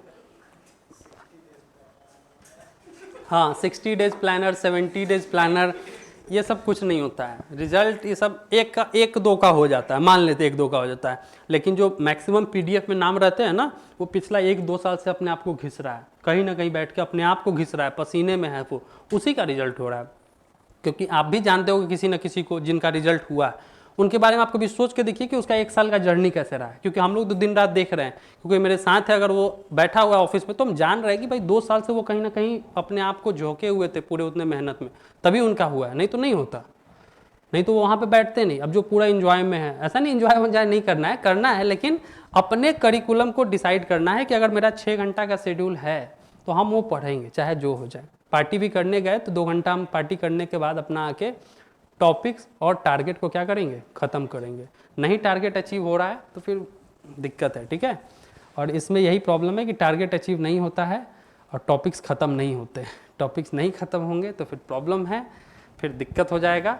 बहुत प्रॉब्लम कर दिए। अब आपको क्या करना है कि पढ़ना है, ठीक है, पढ़ना है। और जो भी जिस भी सब्जेक्ट में, मेरा मल्टीपल डिसिप्लिन है, करंट अफेयर्स चूँकि मैं पढ़ाता हूँ प्रॉपर, IR भी मैं पढ़ाता हूँ और भी सब्जेक्ट पढ़ाता हूँ, पॉलिटी वगैरह, लेकिन अभी जब भी जो ज़रूरत होगा वो हम पढ़ाएंगे। लेकिन ऐसा नहीं कि आपको कोई भी टॉपिक में दिक्कत होगा तो हम नहीं बता सकते हैं, ठीक है। आपको किसी भी टॉपिक में दिक्कत हो तो आप मुझे पर्सनली भी बता सकते हैं, ऑफिस में भी बता सकते हैं, या फिर कोई सब्जेक्ट में बहुत ज़्यादा दिक्कत हो रहा है आप आगे मिलिए, हम उसके ऊपर आपको पूरा गाइड करेंगे कि कैसे वो चीज़ अप्रोच करना है, आपको कहाँ से करना है, कितना करना है, ठीक है, ये चीज़ें हैं। तो अब आप लोग कुछ बताइए, मेरा तो एनर्जी लेवल डाउन हो चुका है। ये सेशन ज़रूरी था क्योंकि बहुत दिन बाद हम लोग मिले हैं, हमको लगता है 5-6 महीना बाद मिले होंगे ना, तो बहुत दिन बाद हम लोग मिले हैं और आते पढ़ाई करना, फिर से करंट अफेयर चलिए शुरू कर दें, वो तो करेंगे। एक क्लास जब भी नेक्स्ट शेड्यूल लगेगा वहाँ से हम लोग का शेड्यूल कैसे रहेगा उसके ऊपर थोड़ा सा आपको बता देते हैं कि जैसे कि 12 महीना का करंट अफेयर्स आपको पढ़ के जाना है, पूरा 1 साल का, सितंबर टू सितंबर, ठीक है। सितंबर 2023 से हम लोग पढ़ेंगे टू 2024 तक। तो अब जितना भी क्लास मिले, मुझे नहीं पता कितना शेड्यूल है, लेकिन कोशिश रहेगी कि 2 क्लास में कम से कम 1 मंथ का पूरा टॉपिक्स, जो भी 1 महीने का पूरा करंट अफेयर्स है, पूरा डिटेल्ड वे में, हम लोग 1 लाइनर में नहीं करते हैं, आप जो भी पहले पढ़े होंगे पता होगा, हम टॉपिक को समझाते हैं, उसके बारे में बताते हैं, लिंक करते हैं कि कैसे आएगा, क्यों नहीं आएगा, क्या क्वेश्चन बनेगा, वो बातें करते हैं। जब ये हो जाएगा, जो पहले हम लोग सिर्फ इतना करते थे, इसके बाद हम लोग नहीं करते, लेकिन अब हम लोग करेंगे चूंकि हम लोग का एग्जाम है, प्लस उसके ऊपर जो भी MCQ होगा वो आपको यहीं पे हम प्रोवाइड कर देंगे, ठीक है। MCQ वो जो आपके एग्जाम में आएंगे, इधर उधर की MCQ नहीं, ठीक है। उस MCQ में हम आपको PIB का MCQ देंगे, गवर्नमेंट ऑफ इंडिया की वेबसाइट के जितने भी क्विज होते हैं वहाँ के MCQ देंगे, ठीक है, या फिर बिहार का अपना जो क्विज चलता है, जो आप लोग नहीं फॉलो करते होंगे, मुझे पता है, बहुत सारी चीज़ें गवर्नमेंट खुद आपको देती है, आप लोग को नहीं पता होगा। जैसे बिहार सरकार भी आपके लिए करंट अफेयर्स रोज प्रोवाइड करके देती है, कभी ध्यान गया आप लोगों का? नहीं गया ना। बिहार सरकार डेली बेसिस पे आपके लिए करंट अफेयर्स तैयार करके देती है, हम लोग देखते हैं, ठीक है। तो वो चीज़ें भी हम आपको यहाँ पे देंगे। केंद्र सरकार भी आपको IR से जुड़ी हुई और नेशनल जुड़ी हुई सारे करंट अफेयर, और अच्छा बात ये है कि जो वो क्विज में देते हैं वही आपके क्वेश्चंस में आते हैं, ठीक है, जो वो क्विज कराते हैं डेली बेसिस पे। और सुनने में आया कि आप लोग का कल क्विज भी है किसी चीज़ के ऊपर, खेल दिवस के ऊपर, पेरिस ओलंपिक्स, नहीं मतलब ऐसे बोलता है, पेरिस ओलंपिक तो न्यूज़ में है। कितने मेडल्स आए हम लोगों को? पिछली बार 7 आया था ना। गोल्ड आया? नहीं आया, कोई बात नहीं, गोल्ड के लिए थोड़ा और इंतजार करना पड़ेगा क्या, ठीक है। तो ये हम बताएं कि हम लोग ये करेंगे, करंट अफेयर्स करेंगे, डिटेल में पढ़ लेंगे क्लास में, और उसके बाद आधा घंटा का सेशन रखेंगे अपना किसके लिए, MCQ के लिए। और उसमें आपको लिखने की जरूरत कम पड़ेगी क्योंकि मैक्सिमम चीज़ आपको PPT के फॉर्म में रहेगा, तो आपको PDF में मिल जाएगा, तो आपका काम वहाँ पे आसान होगा कि हर छोटी चीज़ को आपको लिखने की जरूरत नहीं पड़ेगी, ठीक है। और मीडियम आपका दोनों रहेगा, जो भी आपका PPT रहेगा उसमें हिंदी और इंग्लिश दोनों में रहेगा, डिस्कशंस भी दोनों में रहेंगे, ठीक है। तो इससे होगा कि आपका 1 साल का पूरा करंट अफेयर डिस्कशन के साथ विथ MCQ कवर हो जाएगा। और इसमें आपको सोर्स मिनिमम हम आपको बता रहे हैं इतना आपको मिलेगा। द हिंदू मिलेगा आपको, PIB मिलेगा, विजन IS मिलेगा, SPD और GK टुडे, ठीक है। इतना बोलने की बात नहीं है, सही में इतना आपको मिलेगा, ठीक है। मतलब इतना का कॉम्प्रहेंसिव कवरेज कोई ही ऐसा होगा जो आपको इतना करके देगा, ठीक है, क्योंकि इसमें मेहनत भी बहुत लगता है इतने सारे में करने। लेकिन हम चाह रहे हैं कि आपका 30 है तो स्ट्राइक, और अदर एग्जाम्स में सबको फायदा मिला है तो आपके एग्जाम में भी आपको फायदा मिले और करंट का आपका सारा क्वेश्चन बन जाए, ठीक है। तो इतना चीज़ हम आपको करके देंगे, सेल्फ बेसिस पे इतना कर पाना पॉसिबल नहीं है, ठीक है। तो ये हम लोग का आगे का शेड्यूल रहेगा, इसके अकॉर्डिंग हम लोग करंट आपका हो जाएगा। तो करंट के लिए आप लोग निश्चिंत हो जाइए। निश्चिंत करने का मतलब पूरा निश्चिंत नहीं हो जाना है, जो मिले उसको पढ़ लेना है, ठीक है। नहीं तो इतना निश्चिंत हो गए कि फिर अब जो होगा सब एग्जाम के दिन ही देखा जाएगा, ठीक है। तो वो वाला रिलैक्स नहीं होना है, ठीक है। तो नहीं, मंथली टॉपिक वाइज नहीं, मंथली टॉपिक वाइज। करंट का कोई टॉपिक ही नहीं है। करंट का क्या टॉपिक है बताइए? नहीं, ये टॉपिक आपका कहीं नहीं है एग्जाम में। ये सब डिफेंस वालों के, ये सब यूट्यूबर ने बनाए रखे हैं।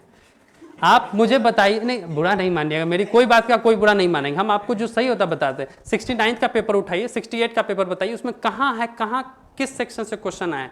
जो 69 में आए हैं जो टॉपिक, क्या वो 68 में आए हैं? नहीं आए हैं। तो आखिर अगर टॉपिक्स रहते तो उसको तो वो फॉलो करना चाहिए था। इस साल उसका मन हुआ कि, गुड मॉर्निंग सर, इस साल उसका मन हुआ कि साइक्लोन के ऊपर, नेमिंग के ऊपर पूछ लिया आपसे, साइक्लोन मेसोंग का नाम किस देश ने रखा है, ठीक है, इस बार उसने पूछ लिया। जरूरी तो नहीं कि नेक्स्ट ईयर पूछेगा, तो साइक्लोन का नेमिंग एक टॉपिक है। इस बार डिफेंस एक्सरसाइज के ऊपर उसका मन हुआ कि धर्मा गार्जियन एक्सरसाइज, इस बार उसने पूछा। जरूरी नहीं कि नेक्स्ट ईयर पूछेगा, वो डिपेंड करता है कि कौन सा न्यूज कितने हाइलाइट्स में इस साल रहा है। जैसे कि for example Manipur crisis, Manipur हिंसा इस बार बहुत ज्यादा न्यूज में रहा है, ठीक है, तो क्वेश्चन आए हैं उसके ऊपर, टीआरई में ही क्वेश्चन आया और हम लोग भी डिस्कस किए हुए हैं कि मणिपुर हिंसा के ऊपर मुख्य कारण क्या है।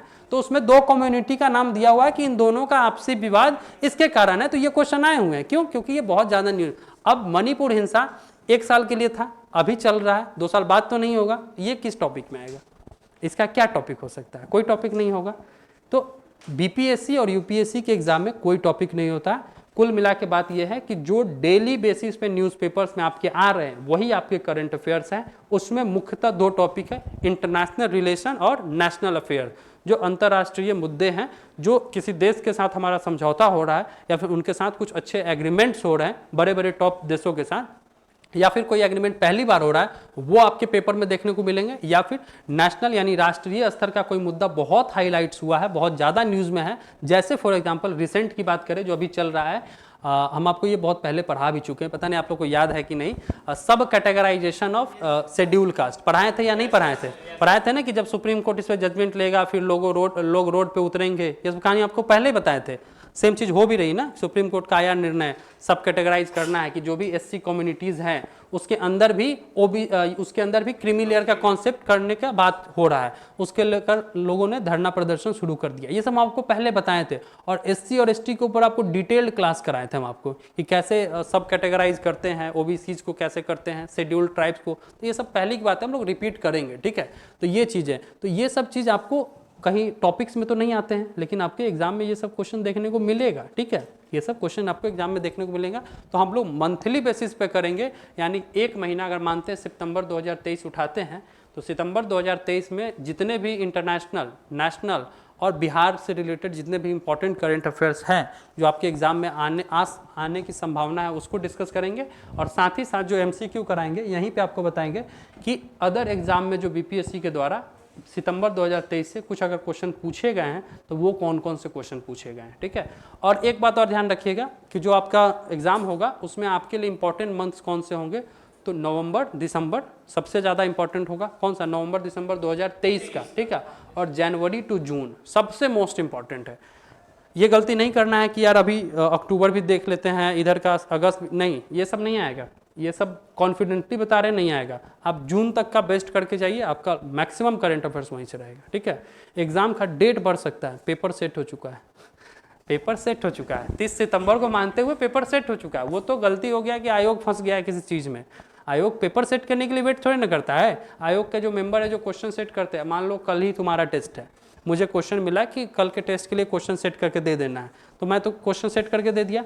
हो सकता है किसी कारणवश कल का टेस्ट एक्सटेंड हो गया 1 सप्ताह के लिए, तो क्वेश्चन थोड़े ना एक्सटेंड हो जाएगा, क्वेश्चन तो वही रहेगा। उसमें मैंने जो क्वेश्चन डाले होंगे, इधर रिसेंट की चीज़ें तो मैंने डाला होगा, ठीक है, तो वो चीज़ें होता है, ठीक है। तो क्वेश्चन सेट हो चुका है, तो आपको उसी के अकॉर्डिंग नवंबर दिसंबर और जनवरी टू जून आपको टारगेट मंथ लेके चलना है, मतलब मोस्ट इंपॉर्टेंट मंथ, ठीक है। इतना आपको करके जाना है, ठीक है।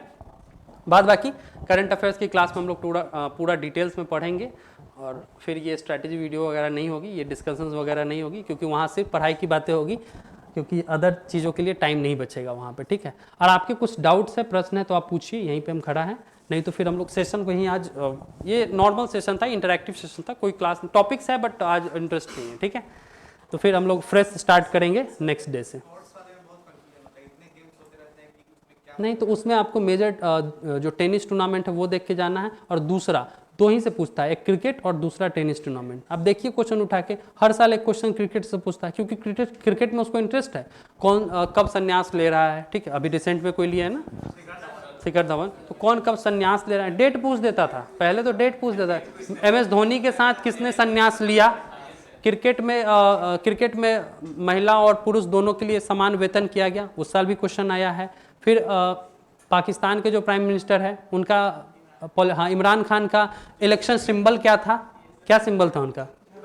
बैट था, बैट था, क्वेश्चन आया इसी साल आया, 1 महीना पहले का क्वेश्चन है कि उनका सिंबल क्या था, तो बैट था, ठीक है, जिसके ऊपर सुप्रीम कोर्ट में मामला चल रहा था। तो क्रिकेट और टेनिस ये दो से जुड़ा हुआ क्वेश्चन आता है। जो छोटे मोटे स्पोर्ट्स होते हैं ना उसको आप इग्नोर करके जाइए, ठीक है, उससे मैक्सिमम क्वेश्चन आएंगे तो एक आएंगे, तो वो उसको आपको कवर करके जाना ही नहीं है, ठीक है, उसके लिए उतना क्यों परेशान होना है कि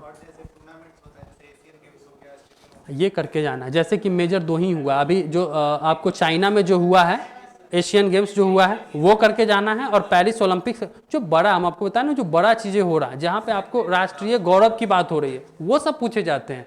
जो अब तमिलनाडु में कोई टूर्नामेंट्स हो गया या फिर इंटर स्टेट जो हो गया वो सब नहीं पूछे जाते हैं, ठीक है। तो पेरिस ओलंपिक्स आप करके जाएंगे, एशियन गेम, ये तो आपको खैर जो ये इसके लिए आप परेशान क्यों होना, जब हम आपको करंट करा के दे ही रहे हैं तो उसमें हम इंक्लूड करेंगे। अगर नहीं 2024 में कहा होगा ये सब हम ना बताएंगे ना आपको प्रेफरेंस देंगे कि पढ़िए आप, ठीक है, होगा जिस साल होगा उस साल पूछता है, ठीक है, ये सब नहीं पूछता। एसपीडी की बुक में ये दिया होता है, हम समझ रहे हैं कि 32 में इंडिया में होने वाला है, 72 में ये होने, अरे नहीं वो आप देखिए बार बार एक काम आप लोग अपने से करके आइएगा। सुनिए एक काम आपके लिए दे रहे हैं कि 69 और 68 का पेपर डाउनलोड करिए, निकलवाइए, अगर आपके पास हो तो अच्छी बात है। उसमें जो भी करंट अफेयर्स के क्वेश्चंस हैं, बस केवल और केवल करंट अफेयर्स का, उसको आप गूगल पे टाइप करिएगा। क्या करना है, उसको गूगल पे टाइप करना है और टाइप करके देखना है, जो भी सर्च लिंक आएगा देखना है कि वो कहाँ पे आया था, तो उसमें डेट देखिएगा और नोट कर लीजिएगा कि ये क्वेश्चन आया है, किस डेट को कहाँ पे मिला, किस न्यूज़पेपर में आपको मिला, ठीक है, ये चीज़ आप चेक करके आइएगा। उसी से आपको सारा क्लैरिटी मिल जाएगा कि जो भी क्वेश्चन वो डाला हुआ है ना कहीं वो न्यूज़पेपर में था, ठीक है। तो न्यूज़पेपर में अगर होगा कि 32 में हॉकी होने वाला है तो हम आपको बताएंगे, नहीं होगा तो नहीं बताएंगे। क्यों नहीं है, महत्व सभी का है, हम किसी फुटबॉल को हम थोड़े ना छोड़ सकते हैं, सब एग्जाम के लिए है, लेकिन बीपीएससी में जो हम आपको बताएं कि जो आपका क्वेश्चन रहता है वो क्रिकेट और टेनिस के ऊपर ज्यादा रहता है, ठीक है। अब ऐसा नहीं है, मान लेते हैं कि हॉकी को लेकर पेरिस ओलंपिक्स के रिगार्डिंग इसी साल आपसे क्वेश्चन पूछ ले, कल के आप हम ही पे क्लेम कर दे कि सर आप हॉकी को इग्नोर करवा दिए। हाँ, तो स्पोर्ट्स के लिए इतना परेशान नहीं हो, स्पोर्ट्स के लिए उसमें हम इंक्लूड करेंगे, अलग से भी इंक्लूड करेंगे, एमसीक्यू में भी इंक्लूड करेंगे। क्या बिल्कुल बन सकता है, 22-23 क्वेश्चन आपका बन जाएगा, अगर जितना हम आपको बताएं अगर उतना करके जा रहे हैं। केवल स्पीडी करके जाइएगा तो नहीं बनेगा, हाँ वो उतना हो जाएगा।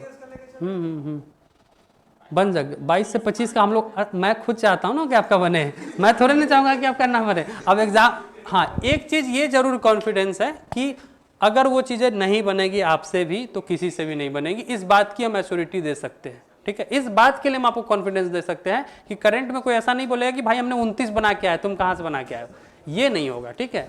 अगर बनने वाले सवाल होंगे तो सभी से बनेंगे, ठीक है, मतलब आप लोग से जो आपको पढ़ाए जाएंगे उसकी एश्योरिटी है, क्योंकि ये ऐसा सेक्शन है उसमें कोई गारंटी नहीं दे सकता है, ठीक है, गारंटी की तो बात ही नहीं है, हम लोग बस मेहनत कर सकते हैं, ठीक है। कल को नहीं आया तो फिर आप लोग यही सवाल करेंगे कि सर आया नहीं, ठीक है, तो ये इस बात को लेकर नहीं, गारंटी इसलिए दी जाती है ताकि आपका कॉन्फिडेंस लेवल बूस्ट हो, ठीक है, आप कॉन्फिडेंस में रहें जो आप पढ़े हैं, और ये गेम कॉन्फिडेंस का ही है। आप कॉन्फिडेंस में जाइएगा ना तो आप एज्यूम करके भी ना वहाँ सही मार के आ सकते हैं। आपका कॉन्फिडेंस पहले से ही लूज होगा तो लगेगा यार करंट में तो कुछ खास पढ़ के आए नहीं है, करंट तो मेरा पहले से डूबा हुआ है, तो वहाँ और डूब जाएगा, ठीक है। तो ये चीज़ करके जाना है। आपके कुछ क्वेश्चंस होता क्या होता है, हाँ अपॉइंटमेंट बहुत होते हैं, तो बताए तो कि जो जिस मंथ में जो अपॉइंटमेंट होगा वहाँ पे डिस्कस होगा, जिस मंथ में जो स्पोर्ट्स न्यूज़ में हो, जैसे कि फॉर एग्जांपल एशियन गेम्स अक्टूबर में न्यूज़ में था ना, तो एशियन गेम्स जैसे हम लोग अक्टूबर मंथ करेंगे वहाँ पे डिस्कस करेंगे, पूरा चीज़ डिस्कस करेंगे। नहीं वो सब नहीं, हम आपको बताएंगे जो इम्पोर्टेंट, जो एमसीक्यू कराएंगे उसमें ये अगर इंपॉर्टेंट जो होगा ना कि कहाँ के अपॉइंटमेंट्स कहाँ के हुए हैं वो आपको कराएंगे, ठीक है। ये सब एग्जाम सीडीएस वगैरह में होता है, हम लोग एक पेपर देखते हैं ना, हम लोग हर एग्जाम का पेपर देखते हैं, तो हम लोग को आइडिया है कि कहाँ पूछ रहा है। अगर किसी एग्जाम में पूछ दिया तो वो हम आपको जरूर करा देंगे कि वहाँ पूछा है, तो पॉसिबिलिटीज़ है कि आपसे भी पूछ सकता है, ठीक है। नहीं तो उतना आपको बेसिकली करना क्या है कि लिमिटेड पढ़ के जाना है। हम आपको बताएं ना कि पढ़ाने के लिए बहुत कुछ है मेरे पास, आपके पास भी पढ़ने के लिए बहुत है। अगर हम पूरा अपॉइंटमेंट्स का आपको अगर एक PDF दे दें तो आपके फ़ोन में ही रह जाएगा, आपके फ़ोन में ही रह जाएगा। मेरा भी काम हो गया कि यार मैंने सारे अपॉइंटमेंट्स आपको करा दिए थे, अब आपने नहीं पढ़ा तो आपका गलती है। तो वो काम तो हम नहीं करना चाहते ना, हम चाहते हैं कि 10 अगर लिखाएं तो उसमें से 2 अपॉइंटमेंट आ जाए। ये हम लोग इसके ऊपर काम कर रहे हैं। और आपको पहले ही बताए थे कि PDF देना आसान काम है, हर एक सब्जेक्ट पे आपको PDF दे दे, अपॉइंटमेंट्स का, वोल्केनो के ऊपर, प्रेसिडेंट किस देश के कौन से बने हैं, तो इसमें तो मेरा काम आसान हो जाएगा ना। ये काम नहीं करना है, ये काम नहीं करना है, करना ये है कि आपको सभी चीज़ें दे दे ताकि आपका काम ईजी हो जाए, ठीक है। तो PDF तो हम पहले देते नहीं है क्योंकि हमको खुद ख़राब लगता है PDF देना, क्योंकि फ़ोन में ही रह जाता है। हम आज तक अपने जीवन में कभी PDF नहीं खोले, तो हमको पता है ना कि आप लोग कितना खोलते होंगे। इसने बोले ना कि एज सेम है, इसलिए पता चलता है कि आपकी एक्टिविटी क्या है, क्योंकि आप भी रील्स देखते हैं, हम भी रील्स देखते हैं। हमारा मेजर समय किस में जाता है? रील्स में जाता है। दोनों एक ही एज ग्रुप के हैं, ठीक है, तो दोनों डिस्ट्रैक्टेड हैं। मतलब हमारी युवा जो बोलते हैं ना डिस्ट्रैक्टेड, हम दोनों डिस्ट्रैक्टेड है, दोनों को ट्रैक पहनना है, मिलके करते हैं तैयारी, ठीक है। मजाक कर रहे हैं, हम वैसे नहीं देखते हैं, ठीक है। मतलब बताए न्यूज़पेपर, हम न्यूज़पेपर्स वगैरह पढ़ते हैं तो आते रहता है, रिपोर्ट्स वगैरह आते रहता है। जैसे अभी एक लाइब्रेरी कल्चर के ऊपर रिपोर्ट्स आए थे रिसेंट में, द हिंदू में आए थे कि लाइब्रेरी कल्चर अभी के युवा दूसरे एंगल में उसको ले रहे हैं। मतलब जो कपल्स हैं, जो पार्टनर्स हैं, वो ज्वाइन कर ले रहे हैं और वहाँ पे बैठ के अपना रोमांस कर रहे हैं, ठीक है। तो वो पढ़ाई का लोगों को, गार्जियन को क्या लग रहा है कि मेरा लड़का या मेरी लड़की कहाँ पे है? लाइब्रेरी में है। 9 घंटा का शिफ्ट उसने ले रखा है, यानी 9 घंटा वो पढ़ रहा है। 9 घंटा पढ़ना मतलब समझ रहे हैं, UPSC निकालने के बराबर हो गया, ठीक है। तो वो पढ़ाई वहाँ पे हो नहीं रही है, वहाँ पे हो रही है लंच डिनर सब साथ में हो रहा है, तो वो चीज़ पॉसिबल नहीं है, ठीक है। तो इन सब चीज़ हम लोग पढ़ते रहते हैं न्यूज़पेपर्स में, आप भी पढ़िएगा तो वहाँ आते रहते हैं रिपोर्ट्स, ठीक है। क्या? अरे नहीं, इसका मतलब ये नहीं कि जो लाइब्रेरी कर रहे हैं वो नहीं, जो सीरियसली कर रहे हैं वो अपना करे, जो घर से भी कर रहे हैं उनका भी ठीक है। तो इससे परेशान नहीं हो। नहीं, ये सच बात है, ये हम लोग भी करते थे अपने एज में, क्योंकि वहाँ AC मिल जाता है तो हम लोग भी सोने के लिए वहाँ पे जाते हैं, ये सच्चाई है, इसमें कोई गलत बात नहीं। हम लोग दिल्ली में थे तो वहाँ गर्मी बहुत थी, तो हम लोग भी वहाँ सोने के लिए जाते थे, ठीक है। आपका कुछ डाउट्स है तो बताइए, नहीं तो फिर हम लोग सेशन को एंड करेंगे, ठीक है। फिर हम लोग पूरा जो इसका है, और साथ ही साथ जो आपके डाउट्स होंगे पूछते रहिएगा, उसके भी हम आपको सोर्स वगैरह बता देंगे।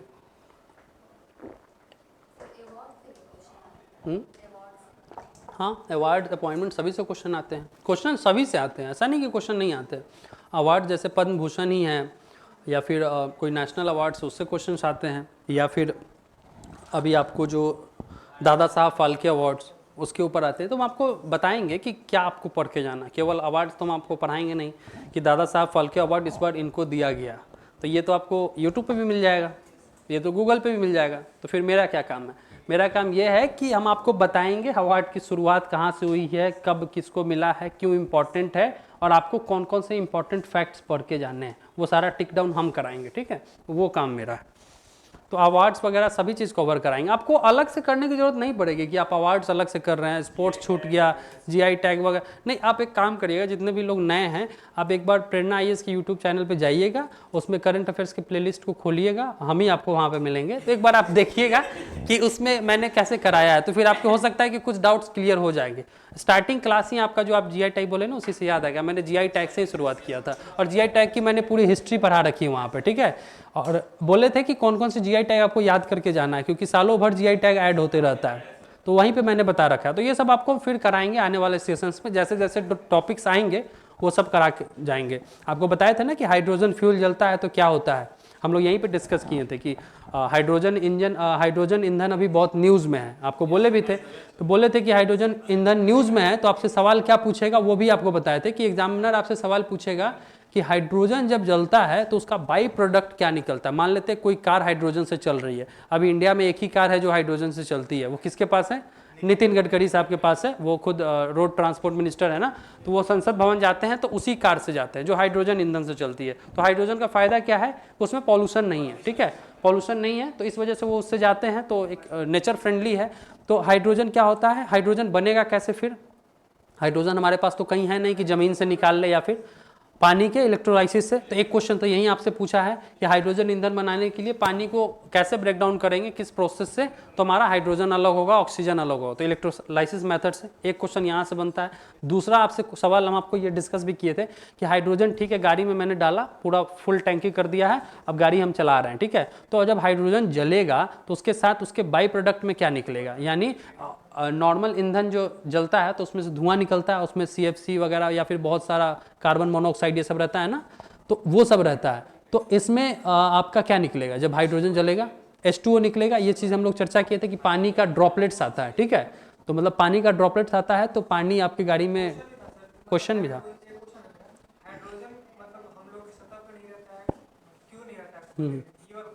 ये क्वेश्चन भी आया था, मतलब क्या क्या क्या क्या हाइड्रोजन नहीं, हाइड्रोजन हमेशा पेयर में रहता है, हमेशा वो पेयर में रहेगा जब रहे। हाँ हाँ हाँ वो हाँ बिल्कुल लाइट होता है, सबसे लाइटेस्ट एलिमेंट है।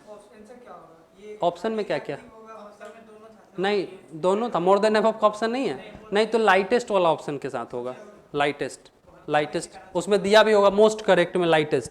जब ऐसा क्वेश्चन है ना जिसमें दो ऑप्शन सही हो तो उसमें पूछता है, एग्जामिनर आपको बोल देगा, जैसे कुछ क्वेश्चन आपके BPSC में भी आते हैं जो दो ऑप्शन सही दिखेंगे लेकिन किसी एक को मानता है सही, तो उसमें क्या मानता है वो मोस्ट करेक्ट, जो सबसे सही ज़्यादा सही आपको लगे, ये चीज़ भी होता है, ठीक है। तो ये चीज़ है। तो H2O वाला आपका UPSC में पूछा था, जो जून में पेपर हुआ था उसका UPSC में वो क्वेश्चन आया था, ठीक है। हाँ तो देखिए कॉम्पिटिटिव एग्जाम में उसको सिलेक्शन लेना है तो दो ऑप्शन वाला ऐसा देगा कि आप कुछ और मारे, आप कुछ और मारे, किसी एक का सिलेक्शन होना है, सबका तो होना नहीं है क्या, तो ये चीज़ें हैं।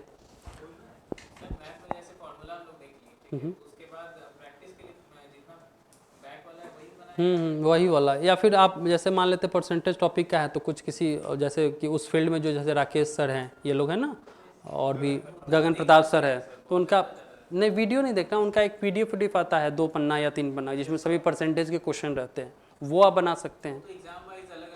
हाँ एग्जाम वाइज अलग अलग रहते हैं, लेकिन आपके एग्जाम में बहुत ईजी नेचर के आते हैं, तो आपका बस PYQ बेस्ट है, PYQ बना लेंगे उसी से काम हो जाएगा।